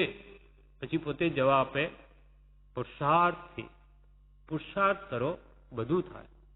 પુરુષાર્થથી પુરુષાર્થ કરો તો વૈરાગ્યને તેડવા જવું પડે નહીં. સાચો પુરુષાર્થ સંસાર પ્રત્યે વિરક્ત ભાવ કેમ આવે? એ જ્ઞાનીઓ જેમ બતાવ્યું એનો સત્ય ઉપાય કરો તો તમારે વૈરાગ્યને તેડવા જવું ન પડે. અર્થાત ભગવાનના વચનો દ્વારા સંસાર કેવી રીતે દુઃખરૂપ છે, તેમાં આદિ શું, માનસિક દુઃખ શું, ઉપાધિ શું, કેવી રીતે શારીરિક વ્યાધિ વગેરે આવે છે, ભોગે રોગ ભયમ વગેરે, એ બધું સમ્યક પ્રકારે જાણે તો આપોઆપ એને વિરક્ત ભાવ આવે. વૈરાગને લેવા જેવું નહીં પડે. કૃપાલદેવ કહ્યું, જ્ઞાનીના અભિપ્રાય પ્રમાણે જીવ પદાર્થનો બોધ પામ્યો નથી, જગતના અભિપ્રાય પ્રમાણે પામ્યો છે વસ્તુઓનું સ્વરૂપ. જ્ઞાનીના અભિપ્રાય પ્રમાણે જીવ પદાર્થનો બોધ પામે તો તેને સમ્યક દર્શન થાય છે, અર્થાત એને સંસારના ભોગોની આસક્તિ ઘટી જાય છે, મટી જાય છે. એ બોધ વડે પછી એને વૈરાગને પ્રવૃત્તિ કે તેડવા જેવું ન પડે, આપોઆપ આવે છે. વૈરાગ્ય સાથી આવે પુરુષાર્થથી, પુરુષાર્થ કરે તો વૈરાગને તેડવા જવું પડે નહીં. કોઈ જીવ આટલું એક જ વચન પકડી લઈ પુરુષાર્થ કરે જાય તો તેનું કામ થઈ જાય કે મારે વૈરાગી જોઈએ જ છે. કેવી રીતે આવે? એનો પુરુષાર્થ કરે તો થાય. કોઈ જીવ આટલું એક જ વચન પકડી લઈ પુરુષાર્થ કરે જાય તો તેનું કામ થઈ જાય. પુરુષાર્થ કરે, પુરુષાર્થ કર્યો તે જ મોક્ષે ગયા છે. પુરુષાર્થ કર્યો તે જ મોક્ષે ગયા છે. વૈરાગ્યથી જ મોક્ષે ગયા છે. વિષય વિકાર લઈ કોઈ મોક્ષે ગયા નથી. કે જેને પુરુષાર્થ કર્યો તે જ મુક્તિને પામ્યા અને વૈરાગ્યથી જ મોક્ષે ગયા છે. વિરક્ત ભાવથી જ, અનાસક્ત ભાવથી જ મોક્ષે ગયા છે. કે વિષય વિકાર લઈને કોઈ મોક્ષે ગયું નથી. વૈરાગ્યથી જ મોક્ષે ગયા છે. વિષય વિકાર લઈ કોઈ મોક્ષે ગયા નથી. આટલો ભાવ દેહ પડી જાય, ગમે તેમ થઈ જાય, પણ એ જ કરવું. ભવસ્થિતિ કે બીજી કોઈ કલ્પના કરવી નહીં. કે આ મનુષ્ય ભાવમાં જેટલું હવે આપણું આયુષ્ય બાકી છે તેમાં તો કે હવે આ જ કરવું. વિરક્ત ભાવ જ લાવવો, આસક્તિને ઘટાડવી. નાનીને આપણો એ જ અંતર છે. નાની ખાય પીએ બધું કરે અને આપણે ખાઈ પીએ, ફરક શું? કે એને અંદરમાં કોઈ આસક્તિ નથી. કોઈ પદાર્થમાં આપણને હાડોહાડ પડી છે, નહીં ખાઈએ તો જે વસ્તુ ગમતી એના પ્રત્યે ભાવ રહે કે એ વસ્તુ ખાવાનું હોય તો સારું, એટલે આપણી આસક્તિ છે, એને નથી, એટલે આપણે બંધાઈ છીએ, છૂટે છે. એમ આટલો ભાવ દેહ પડી જાય, ગમે તેમ થઈ જાય, પણ એ જ કરવું. આ જ કરવું, વિરક્ત ભાવ જ લાવવો. કેમ કે ત્યાગ વૈરાગ ન ચિત્તમાં થાય ન તેને જ્ઞાન. આટલો ભાવ દેહ પડી જાય, ગમે તેમ થઈ જાય, પણ એ જ કરવું. ભવસ્થિતિ કે બીજી કોઈ કલ્પના કરવી નહીં કે ભાઈ આપણી ભવસ્થિતિ પાકશે ને ત્યારે આપણો પુરુષાર્થ આપવા ઉપડી જશે અને તે ભાવે આપણે કરી લઈશું. નાની પુરુષો કહે છે કે તારો ભાવ હમણો જો ઉપડ્યો કે મારે હમણો જ જોઈએ, તારું ભવસ્થિતિ પાકી, તું પુરુષાર્થ હમણો પાકી. અને જો મનમાં એવા વિચાર આવે કે પાકશે ત્યારે કરીશું, તો સમજી લે કે હજુ તારી પાકી જ નથી, એટલે તને આવા વિચાર આવે છે. બાકી પુરુષાર્થ હમણો ઉપાડે તો હમણો પાકે. એટલે કે છે ભવસ્થિતિ કે બીજી એવી કોઈ કલ્પના કરવી નહીં. મુમુક્ષુ કહે પુરુષાર્થ શું કરવો? ઋષિ કહે પુરુષાર્થ કરવો, પુરુષાર્થ શું કરવો? મુમુક્ષુ કહે પુરુષાર્થ શું કરવો? ત્યારે પ્રભુશ્રી કહે પુરુષાર્થ સત અને શીલ છે. સત એટલે આત્મા, આત્મા સંબંધી જ વાત, વિચાર, લક્ષ તે સત, અને શીલ એટલે બ્રહ્મચર્ય. આ પુરુષાર્થ છે. આશ્રમનો પાયો સત અને શીલ છે. અહીંયા રહીને શું કરવાનું છે આપણે? સત એટલે આત્મા, આત્માની જ વાત, આત્માને જ કેમ પોષણ મળે, આત્માને ઓળખવા માટે આશ્રમ છે. કેમ કે અનાદિકાલથી ભગવાન તીર્થંકરોએ પણ એ જ કહ્યું, એ ભૂલ રહી ગઈ કે પોતાના આત્માને ઓળખ્યો નહીં. એ શુદ્ધ બુદ્ધ ચૈતન્ય ઘન છે, રાગદ્વેષથી રહિત છે, એને રહિત બનાવવો છે, કશાય ભાવો આત્મા મનથી ટાળવા છે. એટલે આશ્રમનો પાયો સત, અને સતને પ્રાપ્ત કરવા માટે શીલ જોઈએ. શીલ એટલે મુખ્યત્વે બ્રહ્મચર્ય. ખરું બ્રહ્મચર્ય તો આત્મામાં રમણતા છે, પણ પ્રભુશ્રી કહે છે બાહ્ય બ્રહ્મચર્ય પણ યોગ્યતા આપે છે. યોગ્યતા માટે બ્રહ્મચર્ય મોટું સાધન છે અને અસત્સંગ એ મોટું વિઘ્ન છે. પ્રભુશ્રી મુમુક્ષુ કહે પુરુષાર્થ શું કરવો? પ્રભુશ્રી કહે પુરુષાર્થ સત અને શીલ છે. પુરુષાર્થ સત અને શીલ છે. સત એટલે આત્મા, સત એટલે આત્મા, આત્મા સંબંધી જ વાત. પ્રભુશ્રી આ દરવાજામાં પગ મૂકો, તો લૌકિક ભાવ દરવાજા બહાર મૂકીને આવો. ત્યાં તો પ્રભુ આત્માનું સતનું યોગ બળ વર્તે. એ તો પ્રભુ આત્માની જ વાત, એને જ પોષણ મળે એવું કરો. એમ આત્મા સંબંધી જ વાત, વિચાર પણ આત્મા સંબંધી જ, લક્ષ્ય પણ આત્માનો જ રાખવો, એનો ઉદ્ધાર કરવા, એને આ કસાય વિષયોથી છોડાવવાનો લક્ષ્ય રાખવો. વિચાર, લક્ષ્ય તે સત, અને શીલ એટલે બ્રહ્મચર્ય. શીલ એટલે સદાચાર, બ્રહ્મચર્ય. પછી બ્રહ્મચર્યનો ખુલાસો પ્રભુશ્રી કરે છે. બ્રહ્મચર્ય યથાર્થ તો જ્ઞાનીએ જ જાણ્યું છે. બ્રહ્મ એટલે આત્મા, એમાં ચર્યા એટલે રમણતા કેવી સુખરૂપ છે એ તો યથાર્થ તો જ્ઞાનીએ જ જાણ્યું. આપણે ક્યાં જાણ્યું આત્માનું સુખ કેવું છે? બ્રહ્મચર્ય યથાર્થ તો જ્ઞાનીએ જ જાણ્યું છે, પરંતુ દ્રવ્ય પણ પળાશે તો તે મહાલાભનું કારણ છે. મન, વચન, કાયાથી પાળો. પાળનાર જાણતો નથી, પણ આપનાર સાચો જ્ઞાની છે, તે જાણે છે. તેથી સુપ્રત્યાખ્યાન હોવાથી કામ થયા વિના રહેશે નહીં. પ્રભુશ્રી કહે કે ખરું બ્રહ્મમાં ચર્યાનું જે સુખ છે, આત્મામાં રમણતાનું, એ તો જ્ઞાનીઓ જાણે છે. પણ તમે દ્રવ્ય પણ પાળો, બ્રહ્મચર્ય. પાત્ર થવા સેવો સદા બ્રહ્મચર્ય મતિમાન. હે બુદ્ધિમાન જીવો, તમે બુદ્ધિમાન પોતાને માનતા હોય તો આ બ્રહ્મચર્યને પાળો. બાહ્ય બ્રહ્મચર્યને પણ પાળો, પરંતુ દ્રવ્ય પણ પળાશે તો તે મહાલાભનું કારણ છે. મન, વચન, કાયાથી પાળો. મન, વચન, કાયાથી પાળો. પાળનાર જાણતો નથી. પ્રભુશ્રી કહે જે બાહ્યથી પણ બ્રહ્મચર્ય પાળે એને ખબર નથી કે એનો શું લાભ છે. પાળનાર જાણતો નથી, પણ આપનાર સાચો છે. પણ આપનાર સાચો જ્ઞાની છે, તે જાણે છે કે એને બાહ્ય આવા નિમિત્તો મોહના પ્રબળ છૂટી જશે. તેથી એને જે બાહ્ય વૃત્તિ છે ને સંસારમાં, એ આ અબ્રહ્મને લઈને જ, એ જ એનું છૂટી જાય પછી સંસારમાં એને કંઈ રસ રહે નહીં. એટલે એનાથી કેટલો લાભ છે એ જ્ઞાની જાણે છે. પછી એને સત્સંગ કે આત્મા સંબંધીની વાતમાં વિશેષ રસ આવે છે, આનંદ આવે છે. એટલે પ્રભુશ્રી કહે પાળનાર જાણતો નથી, પણ આપનાર સાચો જ્ઞાની છે, તે જાણે છે કે આ અબ્રહ્મના ત્યાગથી એને કેટલું સુખ આત્માનું અનુભવાશે, કે એના પ્રત્યે એ જાગૃતિ આવીને કેટલો આગળ વધી શકશે. કેમ કે બ્રહ્મચર્ય યોગ્યતા માટે પ્રબળ સાધન છે અને અસત્સંગ એ મોટું વિઘ્ન છે. બ્રહ્મચર્ય આવ્યા પછી એને સત્સંગ વગર મોટે ભાગે નહીં રહેવું, તો એનું કામ સહેલાઈથી થાય.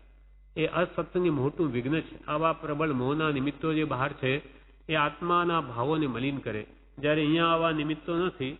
તેથી આવા જીવોએ સત્સંગમાં જ નિવાસ કરવો જોઈએ. તો આ આગળ વધતો કામનું સામર્થ્ય જીવથી નાશ કરાય છે, એનો મૂળિયા પણ નાશ થઈ શકે. વારંવાર સત્સંગમાં જ નિવાસ જોઈએ. બ્રહ્મચર્ય યથાર્થ તો જ્ઞાનીએ જ જાણ્યું, પરંતુ દ્રવ્ય પણ પળાશે તો તે મહાલાભનું કારણ છે. મન, વચન, કાયાથી પાળો. પાળનાર જાણતો નથી, પણ આપનાર સાચો જ્ઞાની છે, તે જાણે છે. તેથી સુપ્રત્યાખ્યાન હોવાથી કામ થયા વિના રહેશે નહીં. સમ્યક પ્રત્યાખ્યાન છે, સાચું છે, માટે પ્રભુશ્રી કે કામ થયા વગર નહીં રહે, જરૂર થશે. તેથી સુપ્રત્યાખ્યાન હોવાથી કામ થયા વિના રહેશે નહીં. જ્ઞાનીના વચનોમાં આગમો સમાઈ જાય તેવો પરમાર્થ હોય છે. આ પ્રભુશ્રીનો બોધ છે. આપણને લાગે કે સાદી વાત સાદી નથી, આમાં ગૂઢ રહસ્ય મર્મ ભરેલું છે, જે આપણી ભાષામાં છે. એટલે પ્રભુશ્રી કહે જ્ઞાનીના વચનોમાં આગમ સમાઈ જાય તેવો પરમાર્થ હોય છે. આમાં ઊંડું રહસ્ય હોય છે. તેથી એક પણ વચન જ્ઞાનીનું પકડી લઈ કોઈ જી વર્ત્યો જશે તો તેનું કલ્યાણ થશે. એક પણ વચન જ્ઞાની પુરુષનું પકડી લઈને જો જી વર્ત્યો જશે તે પ્રમાણે, તો તેનું કલ્યાણ થઈ જશે. પ્રભુશ્રી કહે મૂકવું પડશે. ગમે તેમ હો, મૂકવું તો પડશે જ. મૂકવું પડશે. ત્યાગ વૈરાગ્ય જોઈશે જ. મૂક્યા વગર કોઈ મોક્ષે ગયા નથી. કલ્પનાઓ, માન્યતાઓ મૂકવી પડશે. મૂક્યા વગર કોઈ મોક્ષે ગયું નથી. જ્યાં જ્યાં આપણે રાગ દ્વેષ મોહ કર્યો, આસક્તિ કરીએ, મૂકવી જ પડશે. વૈરાગ ભાવ લાવવો જ પડશે. કશાયો ઘટાડવા જ પડશે. મૂકવું પડશે. ત્યાગ વૈરાગ્ય જોઈશે. અંતરથી આસક્તિને તાદાત્મ્ય અધ્યાસ નિવર્તવો, તેને શ્રીજીમ ત્યાગ કહે છે. પર પદાર્થ જે લગાવ છે, એના ઊંડી એમાં આસક્તિઓ છે, એ તોડવી પડશે. એ જ ખરો ત્યાગ, અંતર ત્યાગ છે. અને તે સાચા ત્યાગ વડે આવેલો વૈરાગ્ય જ સાચો છે. ત્યાગ વૈરાગ્ય જોઈશે. મૂક્યા વગર કોઈ મોક્ષે ગયા નથી. કલ્પનાઓ માન્યતાઓ મૂકવી પડશે. કલ્પનાઓ એટલે સંસારમાં સુખ બુદ્ધિની કલ્પના અને હું દેહ આદિ છું એવી માન્યતા, એ બધી મૂકવી પડશે. કલ્પનાઓ માન્યતાઓ મૂકવી પડશે. ચક્રવર્તી વચન બોલે, વાસુદેવ વચન બોલે, કે કોઈ રાજા વચન બોલે, તે સૌના પુણ્ય પ્રમાણે માન્ય કરાય છે, મહત્તા લાગે છે, સરખા ગણાતા નથી. તો જ્ઞાનીના વચન તો તેથી પણ અપૂર્વ મહાત્મ્ય વાળા છે. આમાં શું વાત કરી કે કોઈ છકણનો અધિપતિ ચક્રવર્તી હોય, ભરત મહારાજા કે સનત કુમાર ચક્રવર્તી, હવે એ બોલે ત્યારે એના ઝીલનારા કેવા હોય? તરત ચક્રવર્તીની આજ્ઞા, તરત જ ઉઠાવવા તૈયાર થાય. તો ચક્રવર્તીના એના પ્રમાણે એના વચનને આજ્ઞા ઉઠાવાય. કે કોઈ વાસુદેવ બોલે, 3 ખંડનો અધિપતિ કૃષ્ણ જેવા, કે કોઈ રાજા વચન બોલે, તે સૌના પુણ્ય પ્રમાણે માન્ય કરાય છે. મહત્તા લાગે છે એની, કે આ તો વાસુદેવે કહ્યું, આ તો ચક્રવર્તીએ કહ્યું, આ રાજાએ કહ્યું છે, તો એનું મહત્તા લાગે. સરખા ગણાતા નથી બધાના વચનો. તો જ્ઞાનીના વચન તો તેથી પણ અપૂર્વ મહાત્મ્ય વાળા છે. તો જ્ઞાની પુરુષો જે કહે એનું તો મહાત્મ્ય કેટલું બધું હોવું જોઈએ. રાજાનું વચનની મહત્તા લાગે, ચક્રવર્તીની, તો આ તો જ્ઞાની પુરુષના વચન, તેનું અપૂર્વ મહાત્મ્ય હોવું જોઈએ. પણ મહાત્મ્ય લાગ્યું નથી. મહાત્મ્ય લાગ્યું નથી. પ્રત્યક્ષ પુરુષનું સામાન્યપણું થઈ ગયું છે. શાસ્ત્રોમાં એ વાત કરી, એનું મહાત્મ્ય લાગે, પણ પ્રત્યક્ષ કૃપાલદેવ હોય કે પ્રવૃષિ હોય કે બોલે, તો એનું મહાત્મ્ય એટલું ન લાગે. એટલે પ્રવૃષિ કહે પ્રત્યક્ષ પુરુષનું સામાન્યપણું થઈ ગયું છે. કલ્પના થાય કે કઈ તીર્થંકરના વચન છે, કઈ ગણધરના છે, પણ તેની ખબર નથી. બધું છે. ગણધર શું, તીર્થંકર શું, આત્મા શું, તે જાણ્યું છે? પ્રવૃષિ બોલે ત્યારે આ કઈ તીર્થંકરના વચન છે, આ કઈ ગણધરના વચન છે એમ લાગે. પણ તેની પુરુષ કે કોને ખબર છે કે તીર્થંકર શું કહેતા હતા, કે ગણધર શું કહેતા હતા? પણ તેની ખબર નથી. બધું છે. પ્રવૃષિ કે બધું છે. આ અમે કહીએ એ જ તીર્થંકર કહેતા હતા. એમાં ભાવ, ભલે શબ્દોમાં ફરક હોય, ભાવ તો એનો એ જ છે. બધું છે. તીર્થંકર શું, ગણધર શું, આત્મા શું, તે જાણ્યું છે? તીર્થંકર એ આત્મા હતા, શુદ્ધ આત્મા બન્યા. એમની મથ્યા માન્યતાઓ જેની ક્ષાયક સંકિત પ્રાપ્ત થયું, ગણધરોનું થયું, તેમ અમે પણ એ જ આત્માને અનુભવ્યો છે. અમે જે કહીએ છીએ એ વાણીમાં તીર્થંકર ગણધર કે અમારામાં ભેદ નથી. પણ તમને એમ લાગે, પ્રત્યક્ષ અમે બોલીએ તો આ કઈ તીર્થંકરના વચન છે, કઈ ગણધરના છે, પણ તેની ખબર નથી. બધું છે. ગણધર શું, તીર્થંકર શું, આત્મા શું, તે જાણ્યું છે? આ પ્રમાણે એ મહાત્મા પુરુષો આપણને આત્મદ્રષ્ટિ કરાવે છે.